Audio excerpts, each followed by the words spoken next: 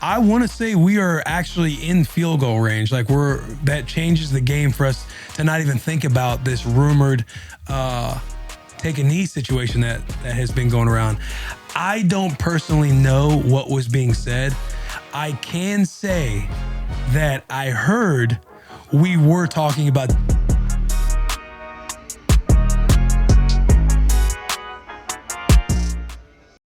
rolling. Yeah. Welcome to another episode of Bussin With The Boys. I am your host, Will Compton. We are not even 24 hours out from getting cut from the Raiders. I got back in town in Nashville last night. I probably landed around 11:30. Got home, woke up this morning, got a little workout in. Playoff Willy, I'm in prime shape right now, the best shape of my life. So in case any GMs are listening to this, now we are on the bus to talk through the roller coaster of the last week, really. I mean, we can get into stuff before that even too, but. Hey, the boys back. Let's get some energy, huh? Get that energy up. Hey. The boys back. As I just did that, JP started calling me. Because I wanted you to be like, oh, hang on, guys. Act like it was a team. Come on, man. I can't be on that level with you at all times. Like, I know you got the genius brain going on back there. Rolling. You saw the way I looked. I was like, come on, man. Trying to do a show right now. Good show. But yeah, dude, where do you guys want to fucking start, man? How about with Chevy? Oh, there we go. I love that. Great job, Alex. Zero rust. 2021 was a big year for Chevy. The Silverado made some headlines, and we're not talking just about the Silverado and the Low Man Award or Coach Prime and all the goodness Dion's bringing. We're talking about product news, boys.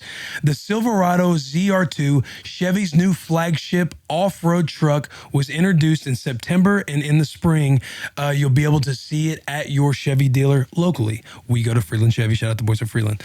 And what's next for 2022? Well, just a couple of days ago, Chevy revealed the first ever all-electric Silverado built from the ground up on the Ultium battery platform that brings with it new power, new flexibility, and of course, a new range of what's possible in a truck.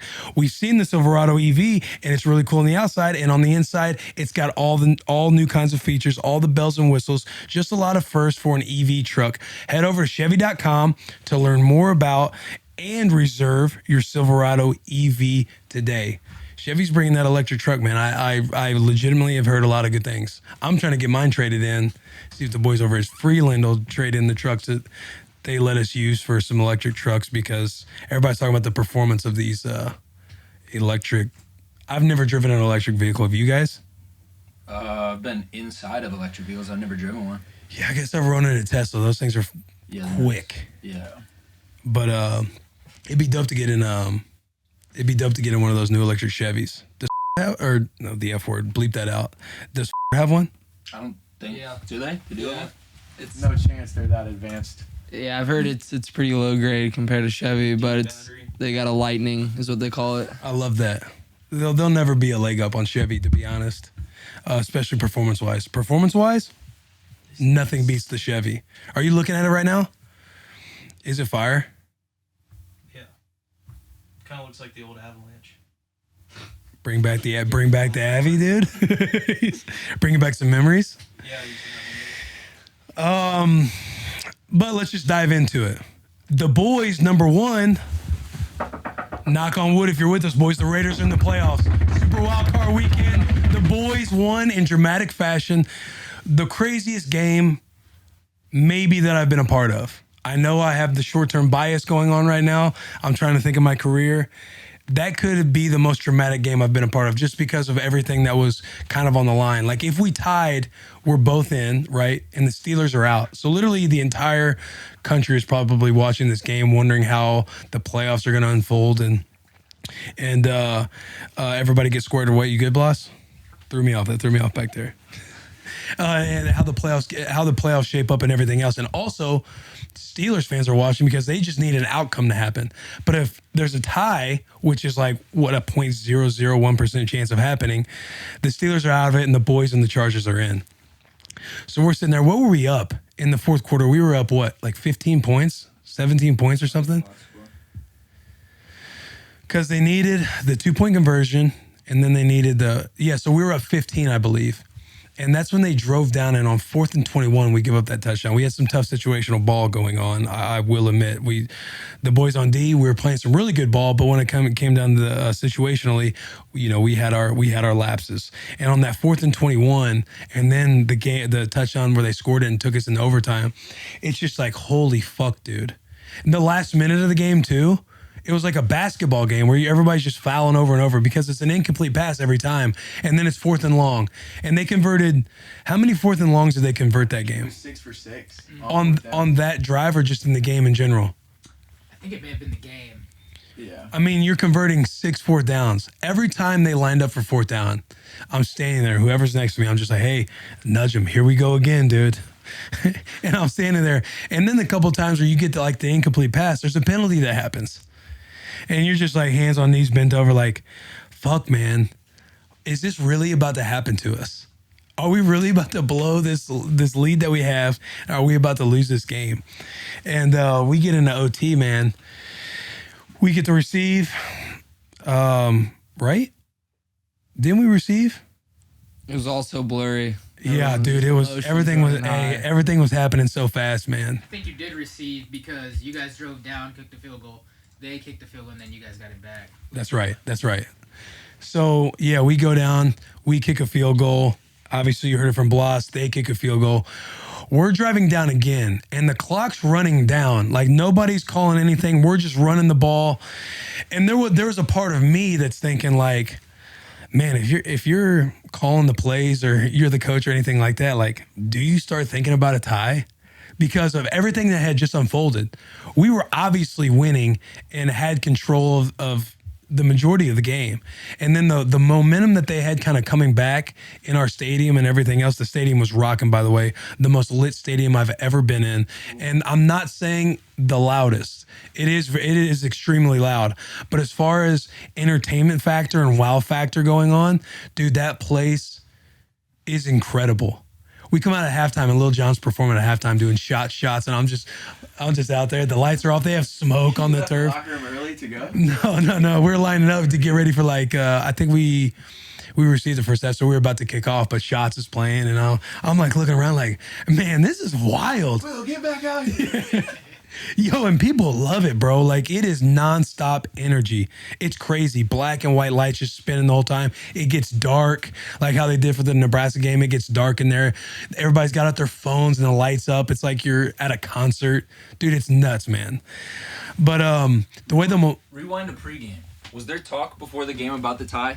Like in the locker room or anything like that? Not like, there was talks about the tie. If we tie, we both go in. And guys would joke, like, wouldn't it be hilarious if we just need the entire game and saved our bodies and went to the next week? Nobody wanted to do that, but obviously those jokes were being made, and I was somebody who was like, yeah, I'll live for this content. We just we take knees all the time. Like, let me take a snap and take a knee. And, but no one was ever thinking that game would actually almost end in a tie. And it was the last drive to where it's in your mind, again, the way the game was going. When we kicked the field goal, I personally, I'll speak for myself, but I personally wasn't the most confident because I'm like, damn, the way these dudes are getting these 4th downs and the way some shit's going wrong with us at times, it's like they might fucking score and win this game. And I want to say we got them in like the 3rd or 4th and long, and then they had that big reception that went kind of down the sideline. Was that on 4th down? Yeah, I think so. You're just standing there. Seemed to be on 4th down. Yeah, you're just standing there kind of wide-eyed like, holy shit, man. I can imagine what everybody else is like thinking at home, like Steelers fans, like, oh my God, these dudes really might tie this game. And they go down, thank God we hold them to a field goal. So then it's like, oh, we can win this game. There wasn't a whole lot of time left. Like when did our last drive happen? Are you able to get to that point? Yeah, that was the right. tape I think out. it was at the 3-minute mark, and then it got all the way down to like 29 to 35 seconds when that moment happened. Yeah. So this is them kicking the field goal at 4:30 left. Right. Okay. So there's 4:30 left. And then you guys got the ball. And we're all over there. We're just like, yo, give the ball to Josh Jacobs because the dude's just turning it on. He's getting better as the game goes on. The kid's a stud. And He's getting some yardage. We're like, all right, to win this game because they still had their 2 timeouts left, or they had something, and it's like, we just need to get a couple first downs and we can win this game, or get in field goal range and we can win this game, obviously. He pops off a big run, and as the clock's winding down, that face mask was bullshit, by the way. We got it. Hey, that face mask by that ref, who's also wearing glasses, missing that face mask right in front of him, dude. Yeah. Spook's face turned around. And I don't know how you can't make that call right there. He's right here looking right at it. Bro, he was getting verbally abused. And I can only sit there and think like to myself, he's got to be standing there being like, yeah, I fucked this one up. Everybody's pointing like, hey, look at the replay. Look at the replay. He's just staring dead on, just thinking, yeah, I'm sure I fucked that one up. I fucked that up.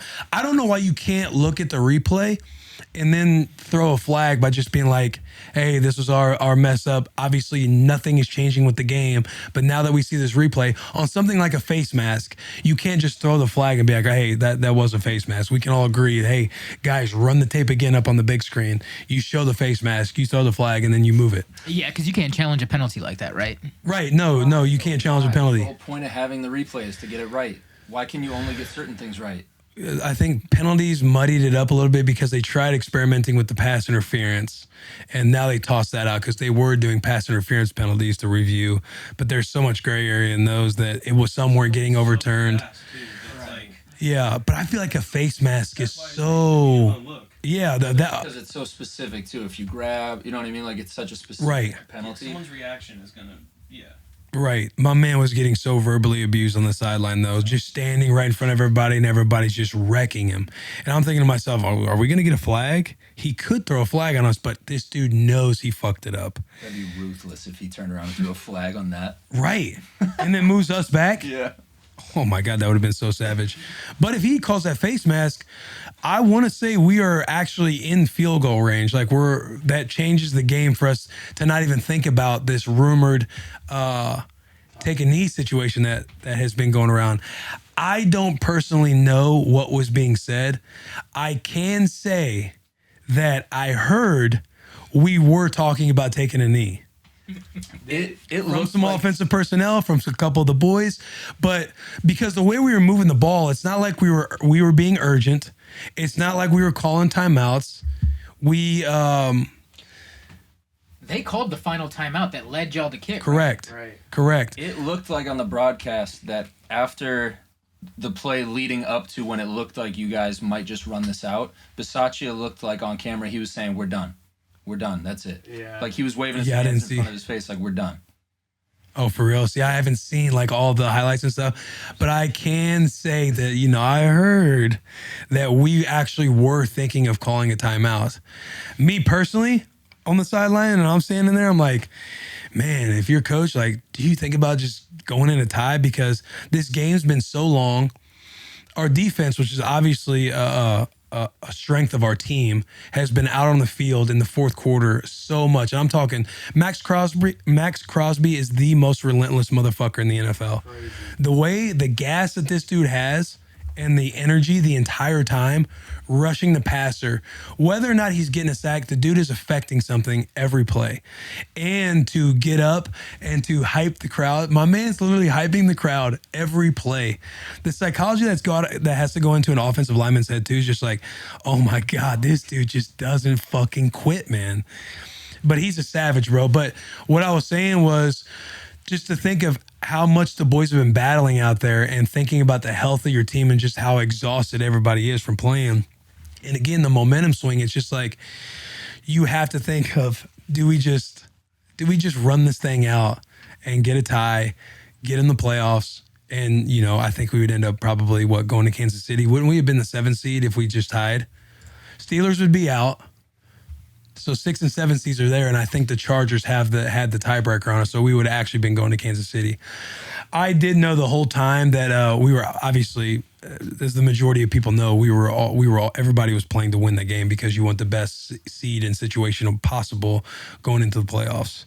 But yeah, that's my storytelling on the tie saga, the rumors going on, and everything else. Did you have something, JP? Or Alex? No, I was saying, I just found the Bisaccia clip of him right here.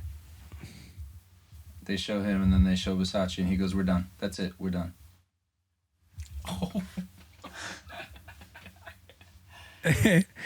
That's the tape, man. All the time out. I hadn't talked to I can't even say Coach B's name. Coach Bisaccia said anytime I say his name, whether I'm on videos, because he was making fun of me for the first video I did when I got cut. He's like, you're over there fucking drinking a beer, talking about everything else.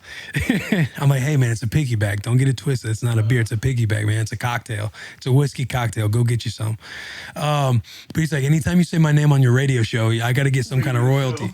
Bro, all he does is call it a radio show.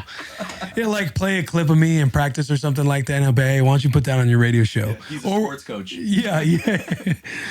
Oh man, I think we were doing a walkthrough, and we usually have like my phone's sitting in my pocket. Usually you have like a deep pocket, but I did a set and my phone falls out of my pants, and I didn't see it at the time, but Dallin grabs it. He's like, hey, come here's your phone. This is the morning walkthrough when you get in, you're having special teams meetings and you're just kind of going through like a legit walkthrough. Does everybody have their phones with them? Some guys do. Probably not all. I can't speak for everybody. But I know like when you're out there, you go from sitting down. Have you seen the facility? No. You go from sitting down and you get up in the meeting and you just walk right out to the turf and you do the walkthrough. Like if we got up right now and just went and walked through something, it's not like we're all in jerseys going out on a walkthrough.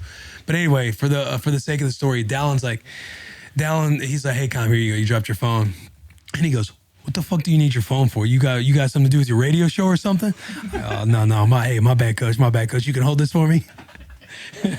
But so knowing that, I can't continue to say Coach B's name, his full name on my radio show, because I'm gonna have to owe him royalties. But I didn't have a conversation with Coach B about a tie situation or anything like that. My question was like, we're sitting around eating breakfast. I'm like, yo, is it true that we were really thinking about tying or something like that? And you get that look like, yo, we were gonna call it. And you can base it kind of off that video. Well, I just watched the rest of it. It does cut back to him, and he says that 2 seconds we'll call a timeout. Okay. So we would have tried probably attempted a long-ass field goal. So, he's saying we will call a timeout at 2 seconds. And instead, I think they called timeout, and that gave you guys a chance to get another run, yeah. Call a timeout, kick the field goal, yeah. So they basically just made it easier for you guys. Right. See, that's interesting, man. I don't know why he would have, Coach said he would have called a timeout in that situation. Did he explain why? Did you guys try and figure out why? On the video, I don't know. Because if the clock's running down, you have I'm not sure like what you're thinking strategically, like, we'll get them to kick a field goal and maybe try and throw one up to get a field goal to tie it at the end. If you're looking over there, see, he holds up the 2 second sign. Yeah. They would have probably attempted a long field goal.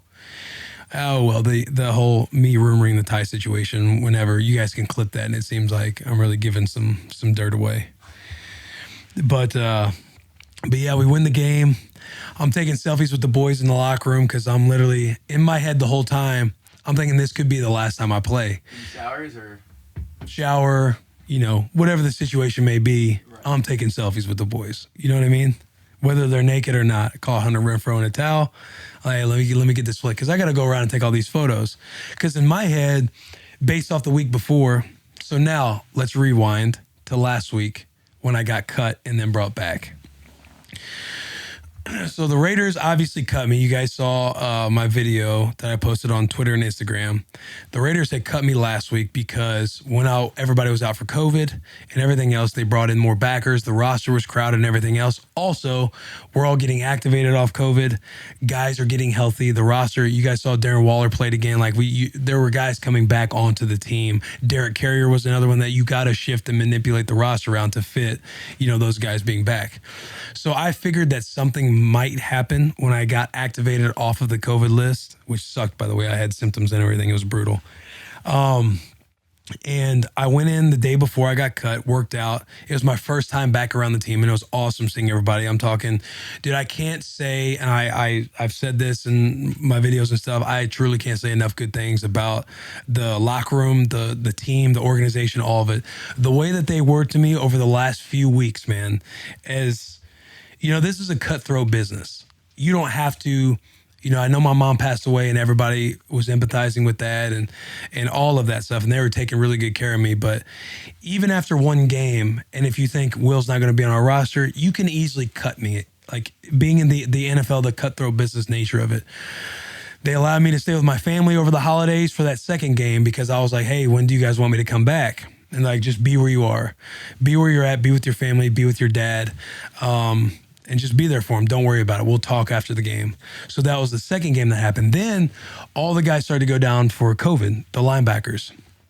And they're like, hey, do you want to come back? I was like, yes, I'd absolutely love to come back and be around the boys. It was good to, like, you had your time and you're like in that suck of grief and like sadness. But there's part of you that's like, you need to like change something up. You need to like get out. You need to go and be back around people and everything else.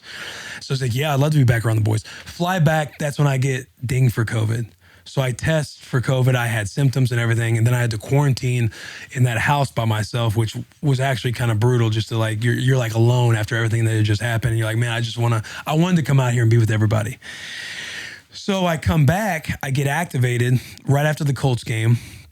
So I go in and see all the guys in the locker room. And that's where I go off to say I truly love all those dudes in there. I'm talking guys I've barely known.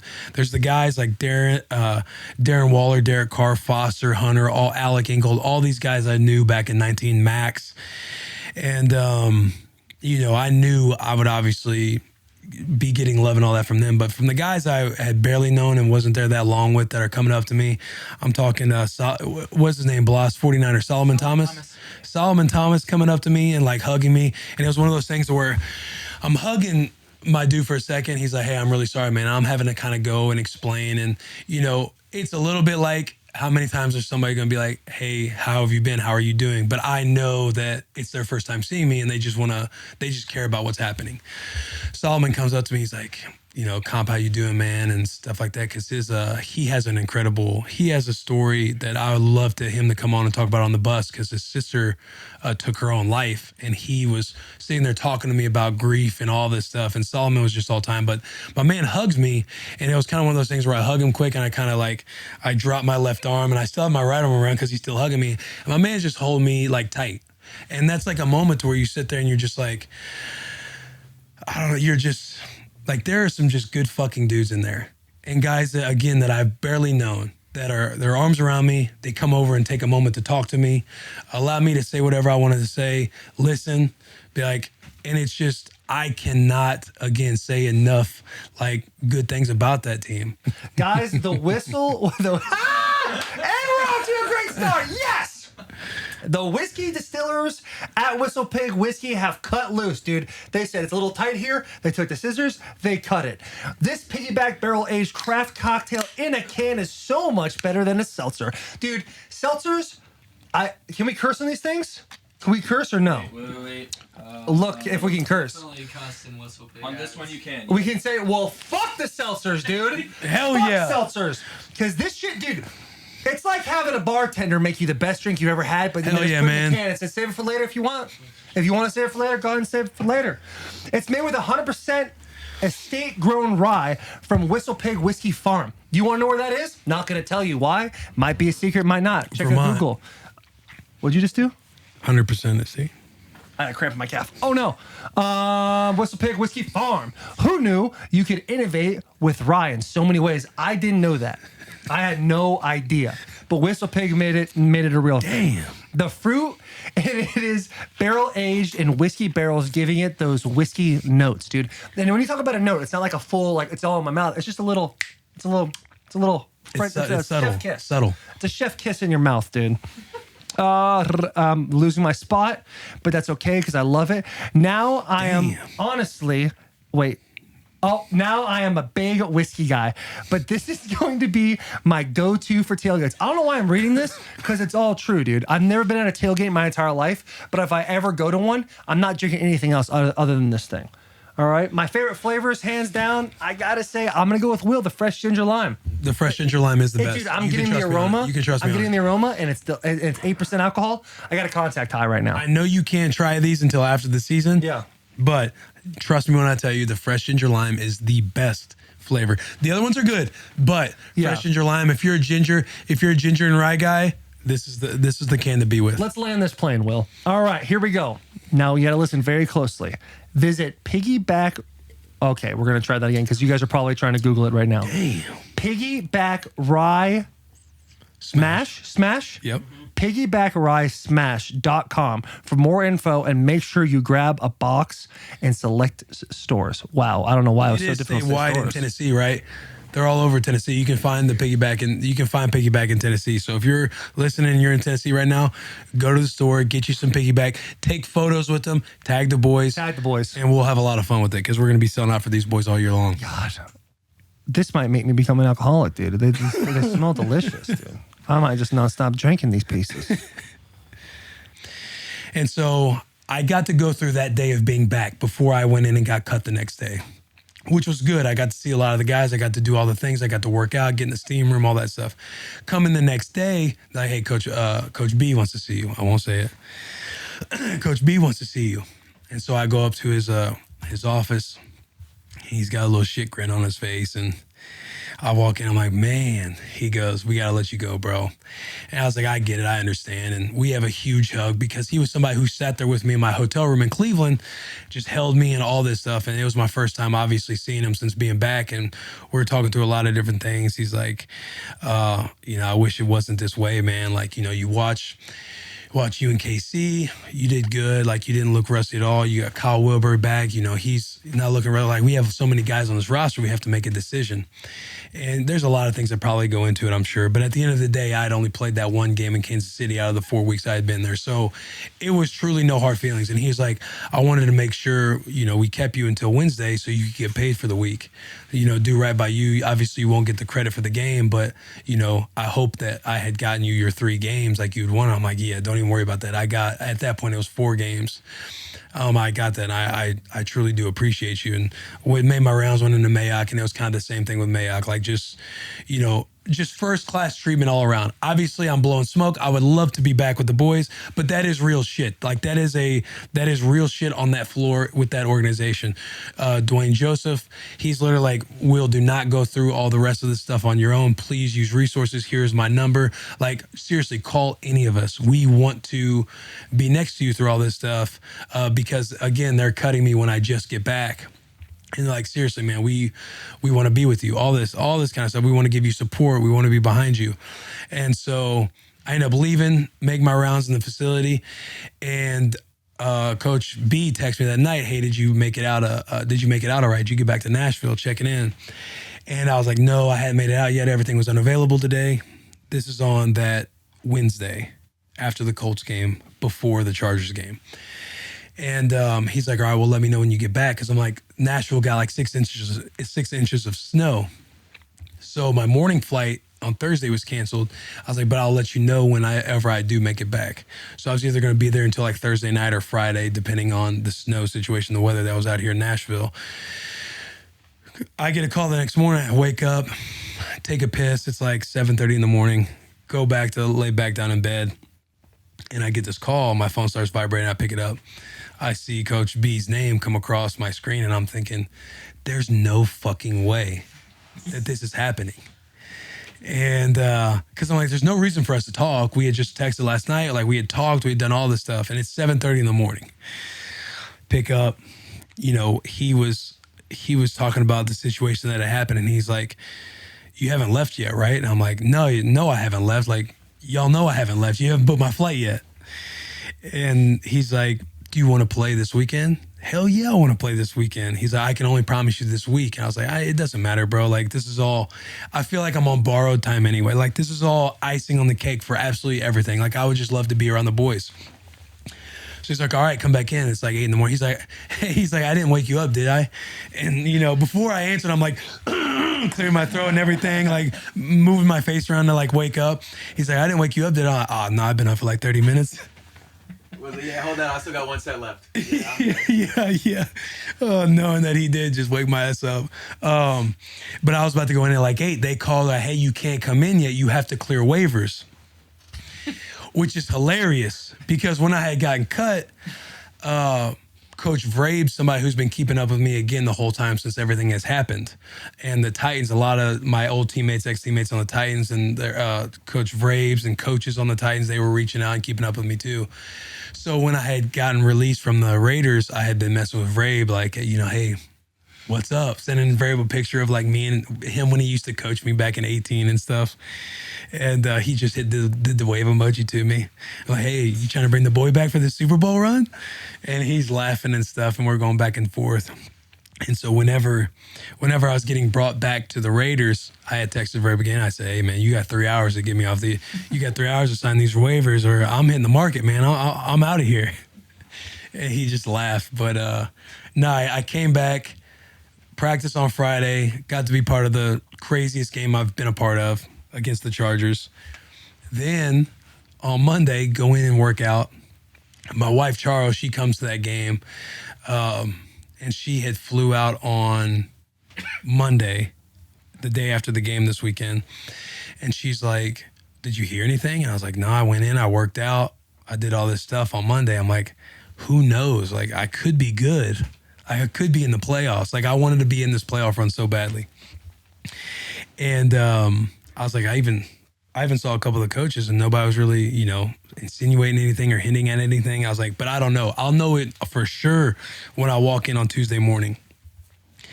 So fast forward to yesterday morning, because today's Wednesday. Fast forward to yesterday morning, I walk in, get some great sleep, dude. Go to bed early. I was exhausted from because we were up late after the Chargers game because I just couldn't go to sleep based on the Toradol and caffeine that's in my system. My body's just exhausted from having those 3.5 minutes on the field. Wow. Literally, I'm laying there like, yo, how would I even do a full season of this shit? Just feeling it in my legs and everything else, just body exhausted from them punt sets, crisps too. And so I was exhausted on Monday night, so I get some good sleep. The boy gets some great rest. A tape over my mouth. I'm doing the nasal stuff. I'm like, I got to start recovering and getting my body back right. Wake up, playing some music as I'm brushing my teeth and just feeling good. I'm like, yo, we're about to go on this run. Playoff Willy's alive. Year 9, farewell tour. We're on, baby.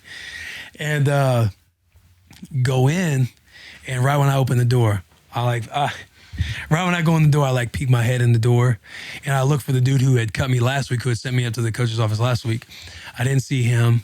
I saw the gal that's usually working for the GPS we wear for all the close contact tracing.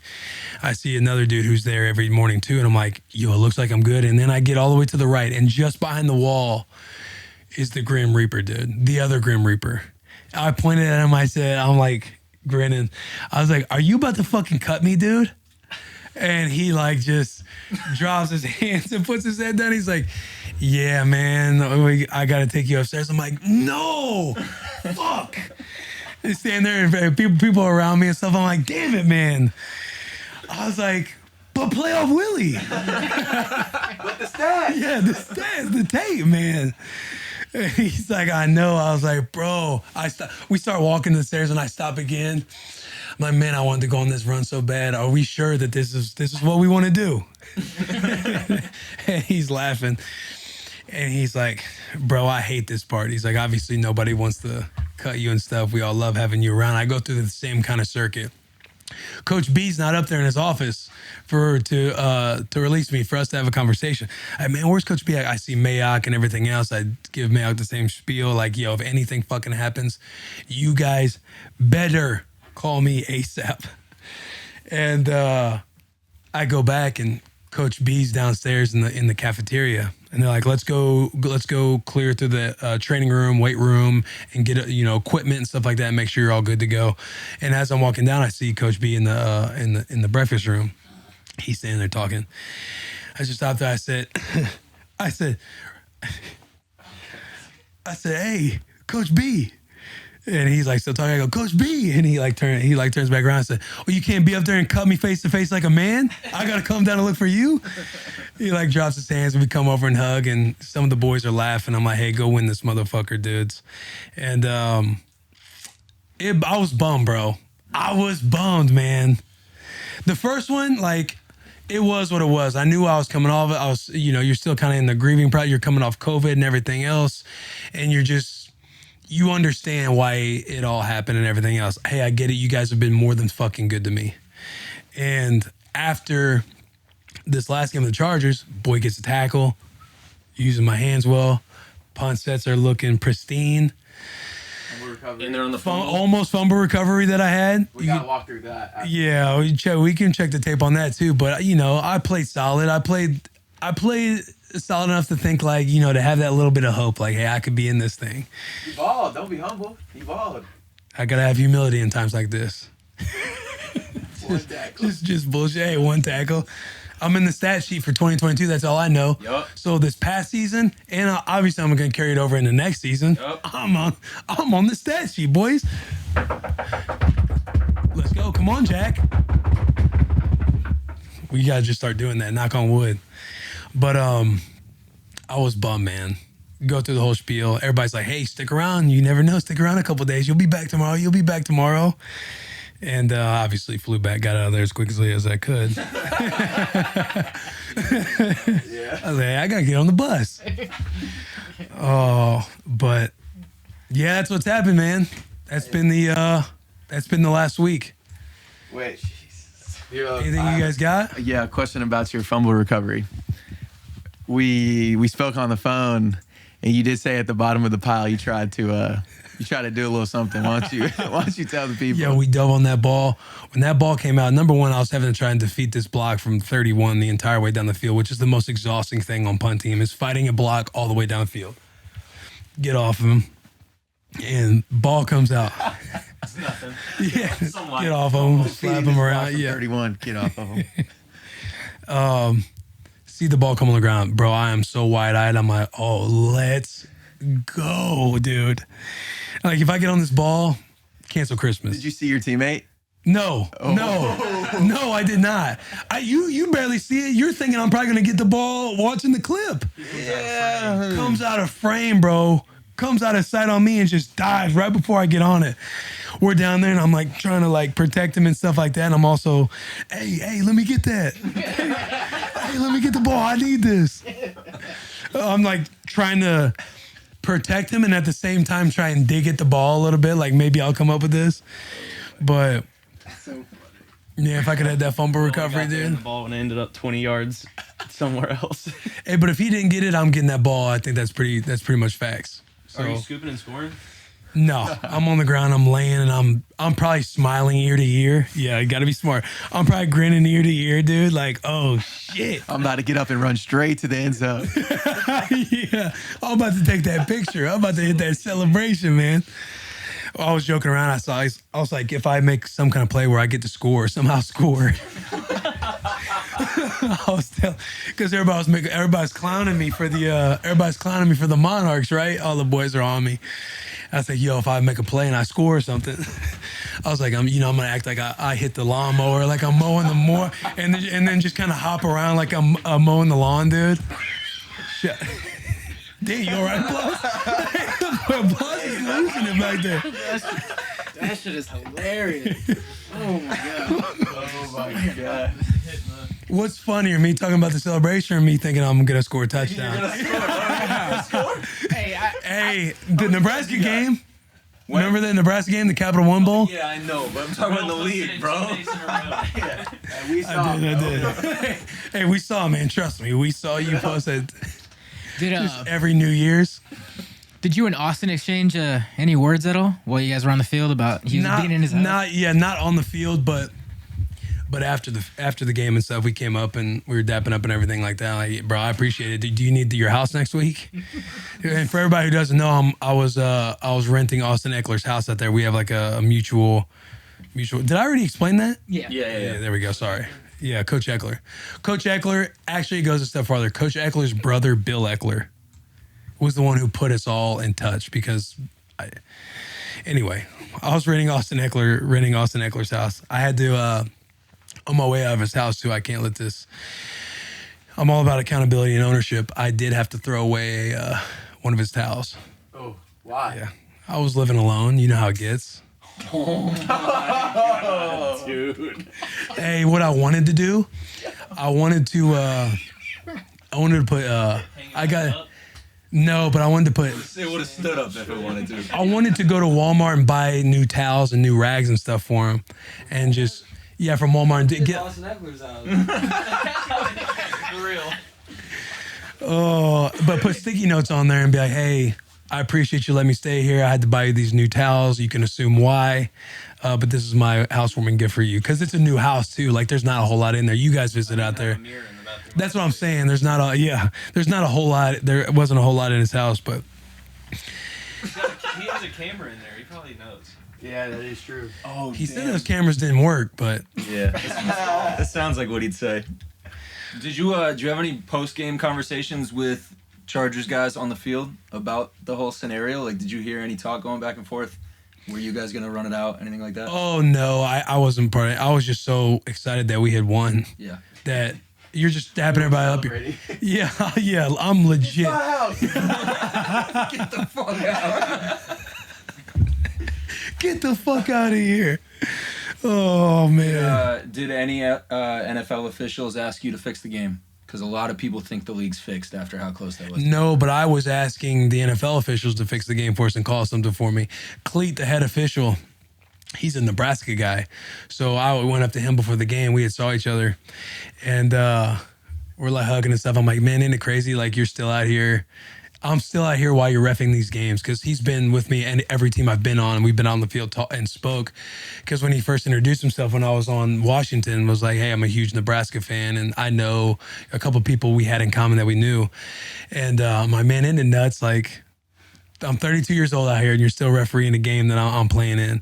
And I was like, hey, man, I'm going to don't be messing around. I don't know if you see my Instagram, but I had a block in the back, missed on the Chiefs, and I can't have that in this game. And I'm like, throw me a call or something like that if you have the opportunity. And he's like laughing. He's like, I got you. So I was trying to get the game fixed. Nice. But that's just me trying to do whatever it takes for the team. Mm-hmm. You know what I mean? Oh. 157. Yeah. He texted us and asked if we're still potting, and he said that he's coming, which is. Oh, he texted you guys on the side. So here he is wanting to do the whole element of surprise. Jack. But I have one more question for you. Well, you should hide.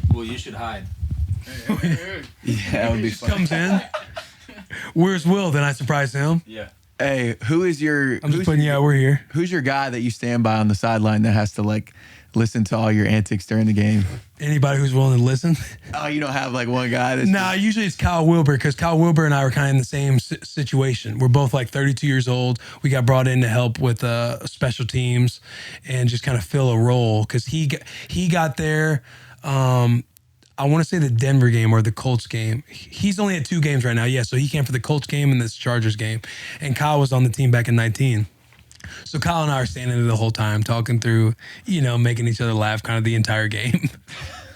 I just picture Will standing next to one person away from the team, just giggling on the sidelines. I mean, we have fun. I'm obviously locked in too. Like I was pissed when they were kind of, hitting the ball on us on the ground in the first half because we weren't like just staying gap. We weren't keeping our gap integrity and stuff like that. So, I put the coach hat on and blow the whistle and stuff, get in the locker room, give a speech.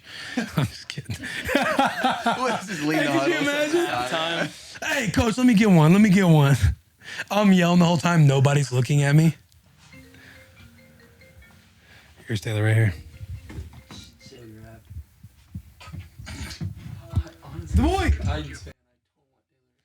What's up? Like, let's keep it going. Who said something? A good media guy never gives away his sources.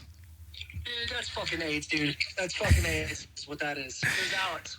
No, That's I'm not even. I'm not. That, yeah, Alex is mad that you said that, but I can't say yes and no anymore. I'm not going to. But even before the pod started, I was like, I hit the group chat for what time we are gonna go because you never know. Taylor, he likes to not say much, and then he'll want the element of surprise. Yeah, that's why I text everybody but you. He didn't text me. Well, come on over, man. I'm still surprised. Like I'm happy. I'll be so disappointed in you. I'm coming, dude. It was Alex for sure. And here's why I said it was Alex. Because he fucking took Nebraska, and everybody else held strong with the boy. Yeah, man. Oh no! Oh, we'll let you know when you get here. Does he have your phone? Is he living like Yeah, he's on pause right now. So yeah, he's. Ask if he has JP's phone number because he didn't text JP. Dude, I took a shower pill today. Hey, Garrett wants to know. JP wants to know if you have his number because JP said he didn't get the text. I didn't put JP in the text. I don't think I have his number. Oh, hey, that's tough. It's all right. You'll get it. He'll get it when you get here. Hey, Someday, man. The only thing JP needs to know is I trust the shit out of him now because I know he's for sure not a rat. Let's go. I'll take that. I'll take that. All right, bro. I'll see you in a bit. Fucking deal of the weekend. All right, I'll see you in a bit. I still remember that first deal.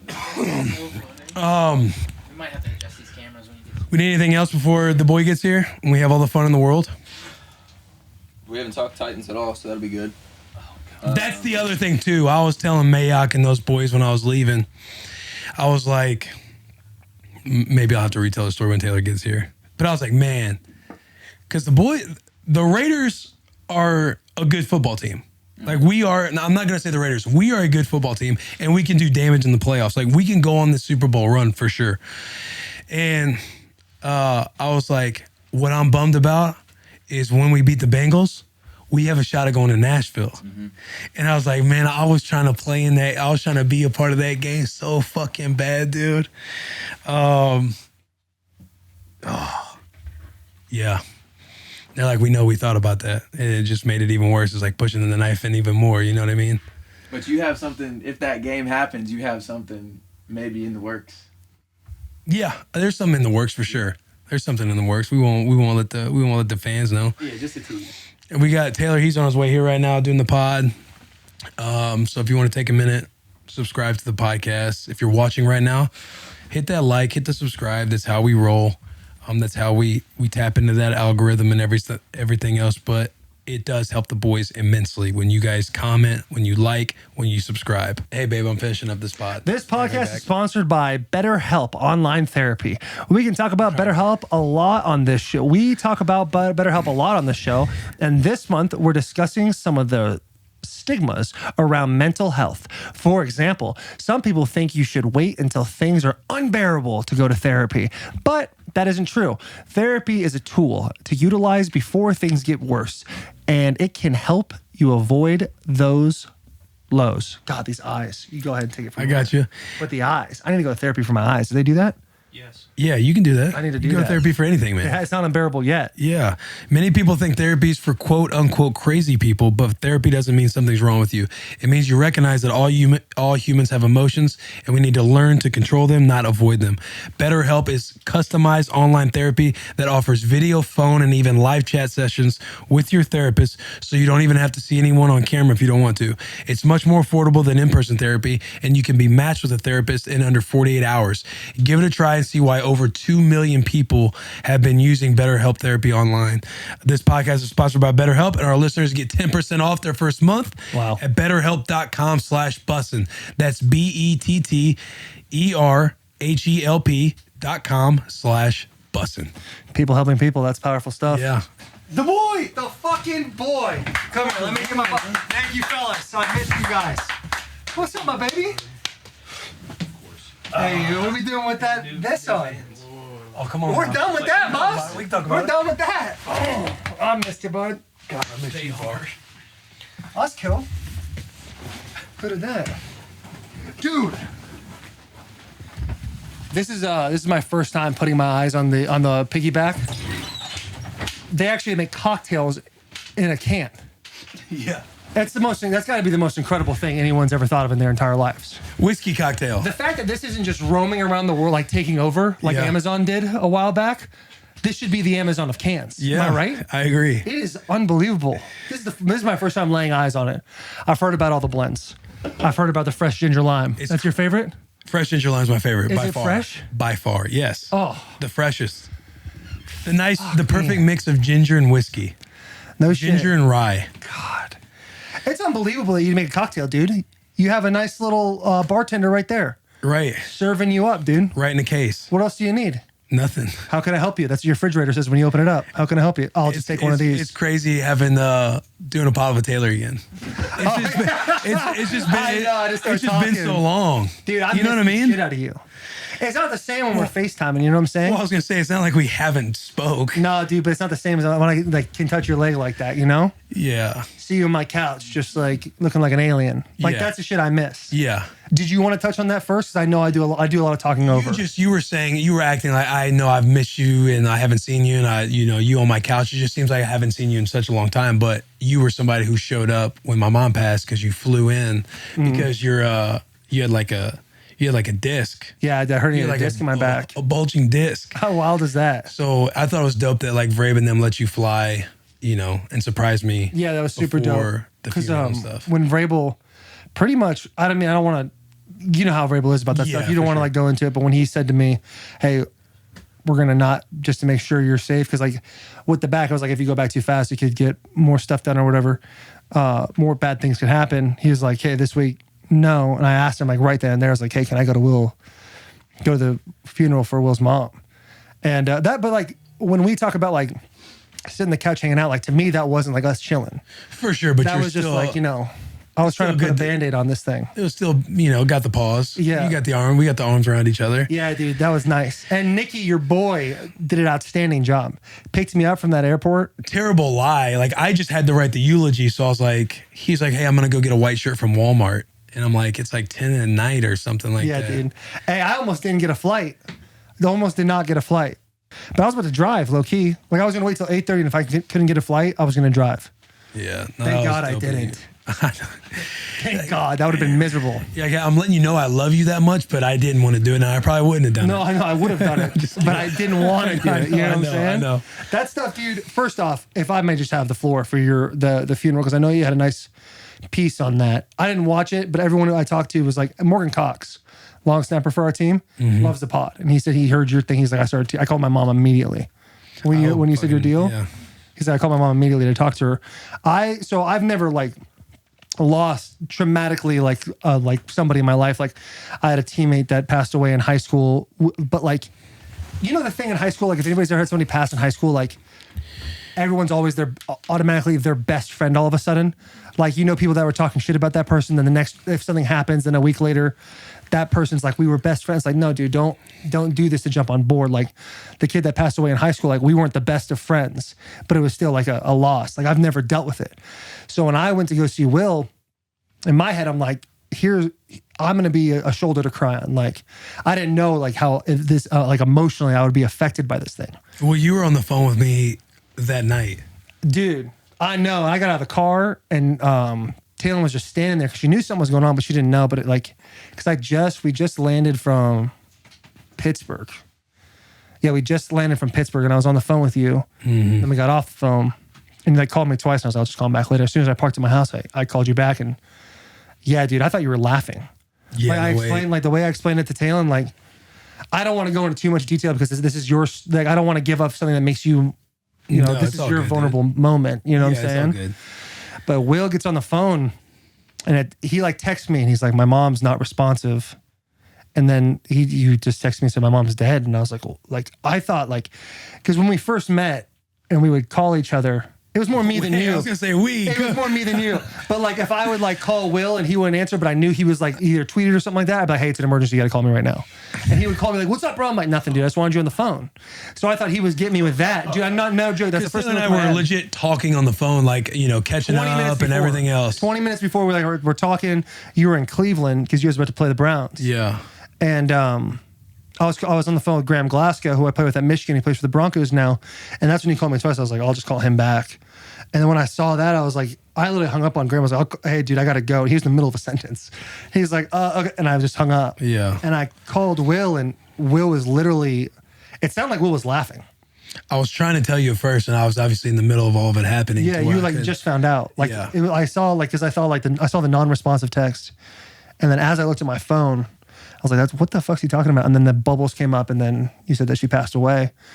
So when I called him, it literally sounds like he's like hysterically laughing. And I'm like, this dude fucking got me. And then he like mustered it up and said that your mom passed away, and dude, like Yeah, I mean, most you intense, going- you that was going like the through most intense crying, and I remember telling you not to like make it humorous or anything like that. But there's like this weird cynical moment in my head, like when I was like, as hard as I was crying, it sounded like a version of my laughter. So when he said that, I was like, it's weird that you say that because again, that cynical part for a split second, I was like, man, it sounds like I'm fucking laughing right now. Is this good a drink? Yeah, All right, cool. Yeah, it's good. No words is good. but That was wild. But like when I went to see Will, obviously Will was surprised. We hung out, didn't get very much sleep. And I don't know if you probably told the whole story of like what happened, but like we woke up in the morning like, hey, we have to go to the final viewing. And I'm like, oh shit. Like I didn't know this was gonna go down like that. And just seeing like you and your brothers and your dad, dude, like I legit thought I was gonna go there and be like here for you, you know what I'm saying? Here for you, your dad, your two brothers, like just be there for you guys. I'm over there pouring. I'm like pouring out my eyes, dude. I was losing it. And I went and sat in the back of like the whole like funeral area. And then like obviously Kathy was in the front and they're like, hey, all right, we're going to start from the back and go forward. So I was like the first person to have to walk up and I was like, oh my, like I didn't know what to do. mm-hmm. And I walked up there and I was just like, I didn't know what to, like, I thought like I should say something. I just told her I'm going to take care of your boy. And I walked away, but then like I would just watch. It's amazing how many people loved your mom because watching from the back and like watching people walk up, it was the most surreal thing because people were walking up, like talking like you and I are talking right now, and then would get up to her and then just start bawling.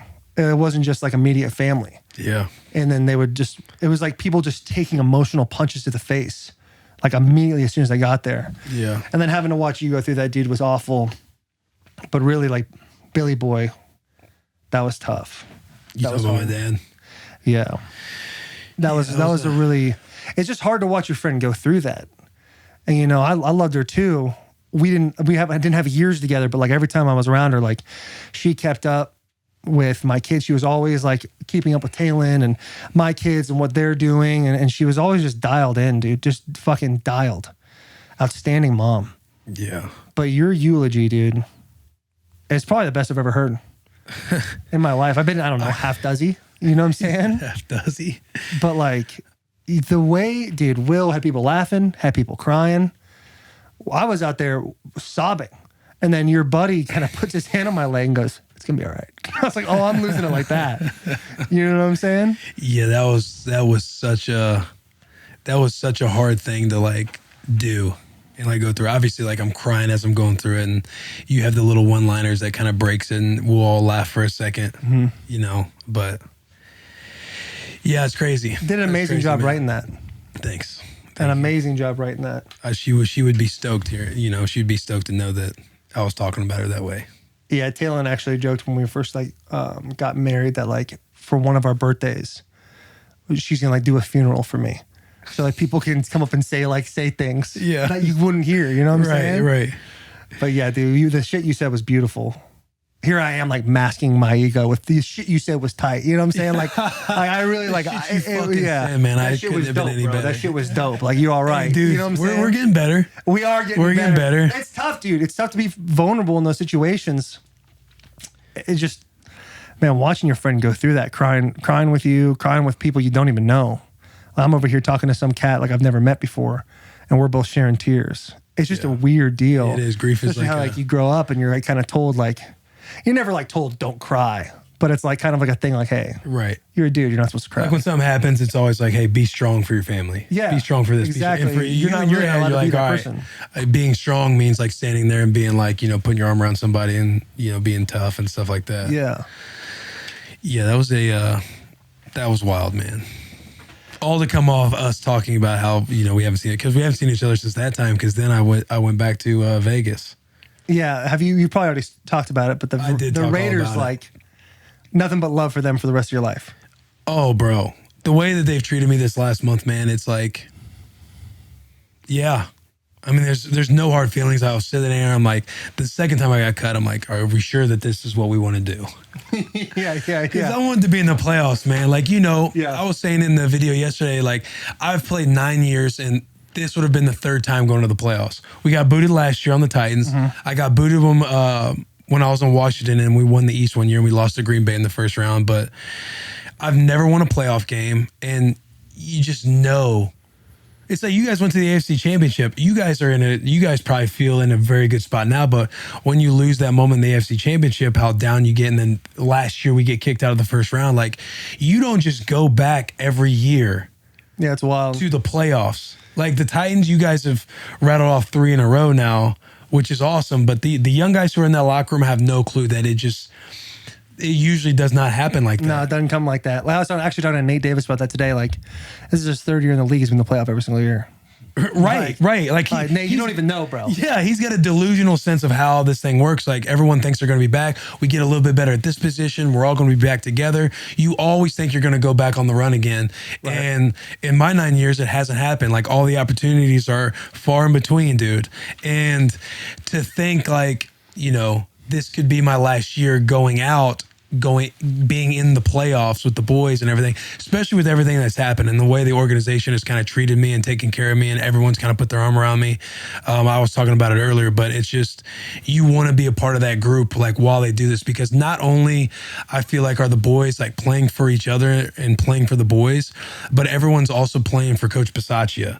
And he's obviously an interim head coach, right? So he had to take over after Gruden got canned. And usually when you're an interim head coach, you're going to coach out the year, and that's probably going to be it for you for the majority. Yeah. And like for everything you've said, like it seems like the boys like love the guy. Dude, everyone would go, is Taylor's foot in the way? Yeah. You want to move it?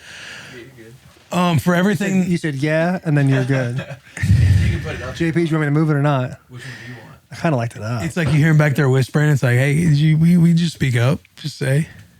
He's like, yeah, you can move it. No, you're good. Dude, that blows me away that everyone like, it doesn't blow me away because I don't know the guy, but it's rad that everyone loves him. Yeah. The way they've come, like you've said, dudes like are literally playing for that dude. Yeah, guys want to play and win, like I said, for each other, but also like for a coach because they want to see him continue to be there. Mm-hmm. And the culture that's kind of been laid out, like you walk around the building, and obviously there's stuff to fix and stuff to get better at, but you just feel the energy when he's around players and when all the boys are around the boys. Like everything's kind of the same. It all flows with each other, and it's just dudes fucking love him, man. And I've only played for him. I think I've played for the Raiders, 11 games total in my 2 years of my little stint with them. And, it's just crazy. He feels kind of just like a father figure. It's the most wild thing. Yeah, it seems like he really has the best interest of the players based on the things you've told me.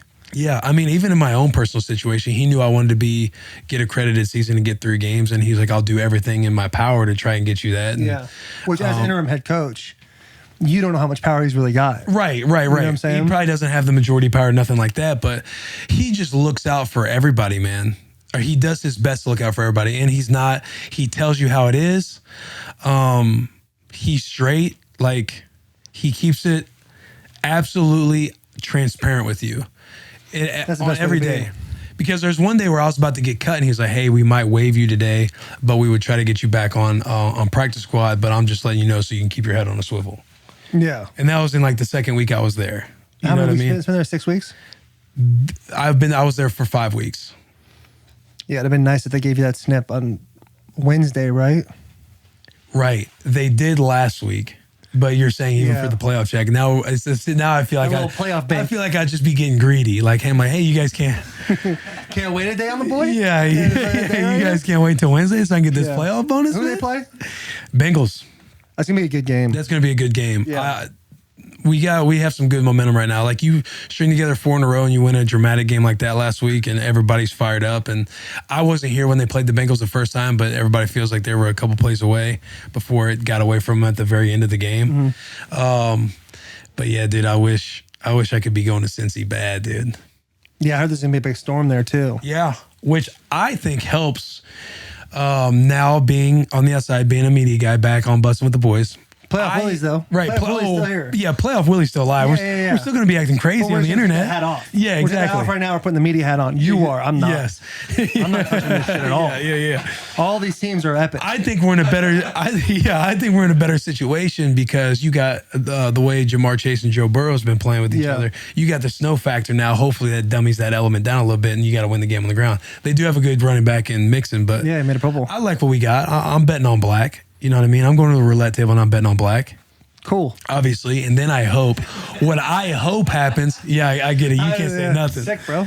Yeah, you can't What say do you nothing. think about the Bills Patriots? I hope the Bills win. Why is that? I hope the Bills win. I hope the Chiefs win. I don't hope the Chiefs win. I think the Chiefs are just going to win. Ben Roethlisberger is playing into some funny thing. You'll have to see it. But I want the Chiefs to win. I want the Bills to win. And obviously the boys in black to win, because then the boys in Vegas come here in Nashville for the divisional round. Yeah. That'd be something. Yeah. That is what my selfish hopes and desires are. Yeah, and I loved hearing that. Yeah. Support everything about everything. I support your opinion. I thought it would have been so sick. And you never know. Playoff Willy could be back. Could be back. Could be back, man. Could be back, baby. I was telling Mayock, like, hey, don't hesitate. Don't hesitate, bro. What'd he say? Ready. He's like, oh, we won't. I was telling Versace the same thing. He's like, I don't know if you've noticed the theme, but we brought you back within 24 hours. So if anything happens, like, I'm sure we'll call you. But did you ever like have a sit down talk with Mayock? Be like, what was my grade coming out when he was like a draft guy? No, but that's a good way. I did tell him he's got to come on the bus. And what did he say? He said, yeah, I'll be down. He But lied. you don't know what that means. lying like a rug, He's like, dude. yeah, you don't know what that means. Hooters, your go-to spot for killer wings and ice cold beer, and you know what else, And boys. that's it. But football season means all the big games on all the big screens with all the big Hooters. And it's the only place that has world famous Hooters girls. Hooters. They love football just as much as you, and they're better looking than all your friends. Way better. Hooters has game day specials to keep you hydrated and filled up on your Hooters favorites all season long, because we know you all go there thirsty, boys. If you can't make it to Hooters for the game, you can still get your Hooters fix at home and save $10 with the code Barstool when you order online. I'm sure they also have an Instagram that you can scroll if you want to do that. Check out Hooters.com/Barstool for details. Get to your local Hooters as fast as you can. I wonder That if would he be a good come question, on. though. Yeah. I bet he would. You know what's I cool think is he would.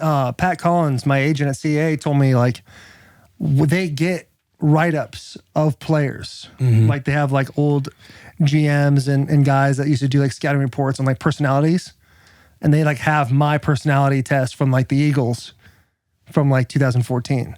They probably have yours too. Maybe. It'd be interesting to hear. I've heard mine. They were spot on.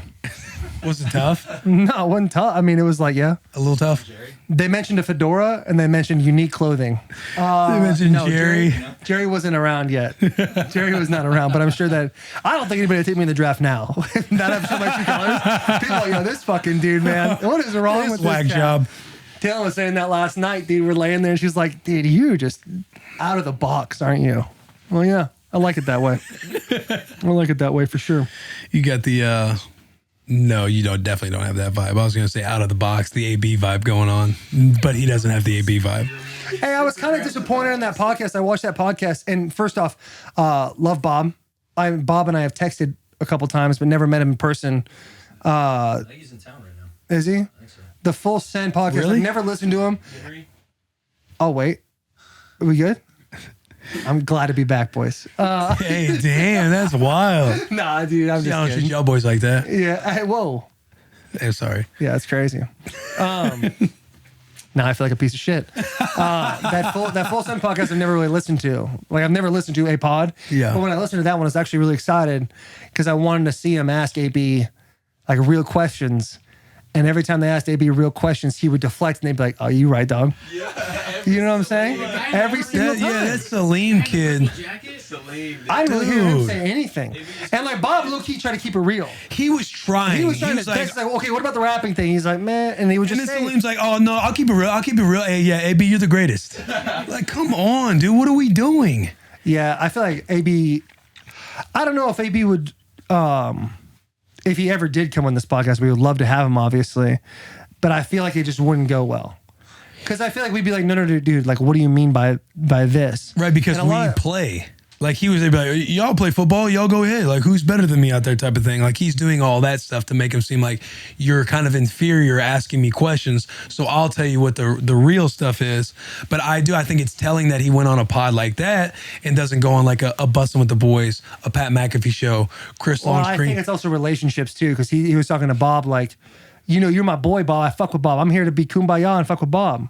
Like he literally said that, and so I think like that was a relationship thing for sure. For sure, but he's also not dumb. Like he knows what he's doing. Like he's not going on like talking with Chris Long or anything like that. Like AB's a superstar, straight up. I heard a thing that Kanye wants to get on a track with him now. Yeah, he's a celebrity for real. For real. Like he's a real celebrity. A real celebrity. But I just think like when it comes to playing football, I think he's got just a delusional thought process on how everything is kind of unfolding. Yeah, it's tough, dude. It's tough because one of the hardest things to do as an athlete is live in reality, because you're always going to think you're better than you are. Correct. You know, but you're never as good as you think you are, and you're never as bad as you think you are. Right. That's just how it rocks. Yeah. But he is like, AB is fucking good. And he's like, when he had a comment about like, why is Gronk making what he's making and I'm on a prove it deal? And the simple answer to that is like, well, dude, I mean, if you look at the way the chips have stacked, and with the Raiders, with the Patriots, like his track record, no one trusts it. Yeah. No one trusts you. And if it was about money and you're talking about contracts and everything else, you would have done everything possible in your power to be on the week 1 roster for the Raiders and you'd have made $30 million. Yeah. But then when you get cut and everything happens and everybody talks to you and hey, you're going to have to probably be on a prove it deal. He signs for a low deal with the Patriots. Stuff off the field happens with him that some allegations come in. The Patriots got to cut him and let him go. Yeah. Tom Brady sticks his neck out for him and brings him into the Buccaneers. And you can tell by the way Tom spoke and hey, we got to give him compassion and everything else. It actually made me feel bad on the way I was thinking about, because I'm like, yeah, you know, Tom's like a leader. Shady McCoy was just on I Am Athlete saying he is the best leader and just dude he's been around from a team perspective. And you can tell the way Tom was speaking that he was somebody who was trying to do his best and do right by AB. Because AB's like, well, you know, why does Tom like me? Why is Tom my friend? He's my friend and likes me because I'm a good football player. Yeah, no shit. We're in the NFL. Yeah, we actually had that conversation in the locker room. And it's like we're playing football. Yeah, I was talking with Jordan Ruse, and it's like, yeah, like a lot of us, if we didn't have football, wouldn't be friends. Like, right. You know what I'm saying? Like we would football would end and we kind of like, yeah, I remember the so-and-so and we were boys and it's kind of ended now. Yeah. You know, you only get like a handful of dudes, you're like are boys for life. Right. We talked about that with Will's wedding. Like you only get those seasonal friends, you know? And it's like, I get what AB's saying.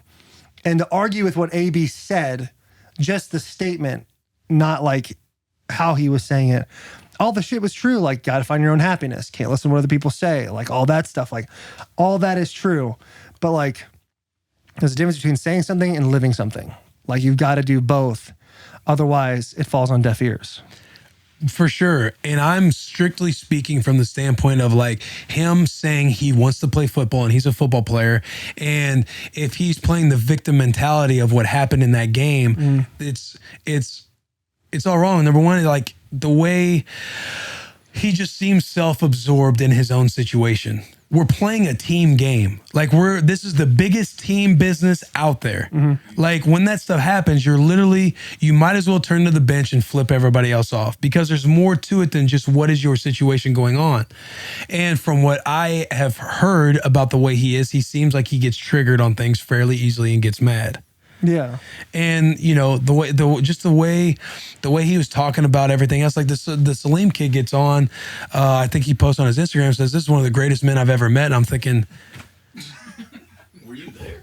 Yeah, like I'm thinking, okay, I can understand this is one of the coolest dudes I've ever met or something like that. But I'm saying one of the greatest men I've ever met. Like, what are we talking about right now? We're talking about being an example as a teammate and a football player and everything else. And if we're strictly talking about that, there's not a whole lot of arguments that he says that justifies what his behavior was. And based on the way players have spoke and also not have spoke on his behalf, to me is telling. He did come out and say, I think news broke today that he was talking about how taking the shirt off and the pads off, that was probably overkill. He could have done without it. So he has taken some of that. He said that on a show or something? He was at dinner with Kanye last night, and that is the quote that's been pulled. Is he says that was overkill. I did too much there during my exit. I should have just walked off. I got you. Well, that's good to hear because, and to be exact on what I was speaking to, Bob asked him, is there anything else that you could have done? It was either Bob or Slim, one of those.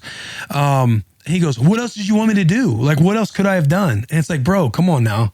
Like, let's bring it down and actually talk through like how you could have handled that differently. Another thing he spoke on that kind of makes you understand him a little bit more is he said when he came off the field, the Jets made him feel special. The fans made him feel special the way they were applauding him when he was coming off the field.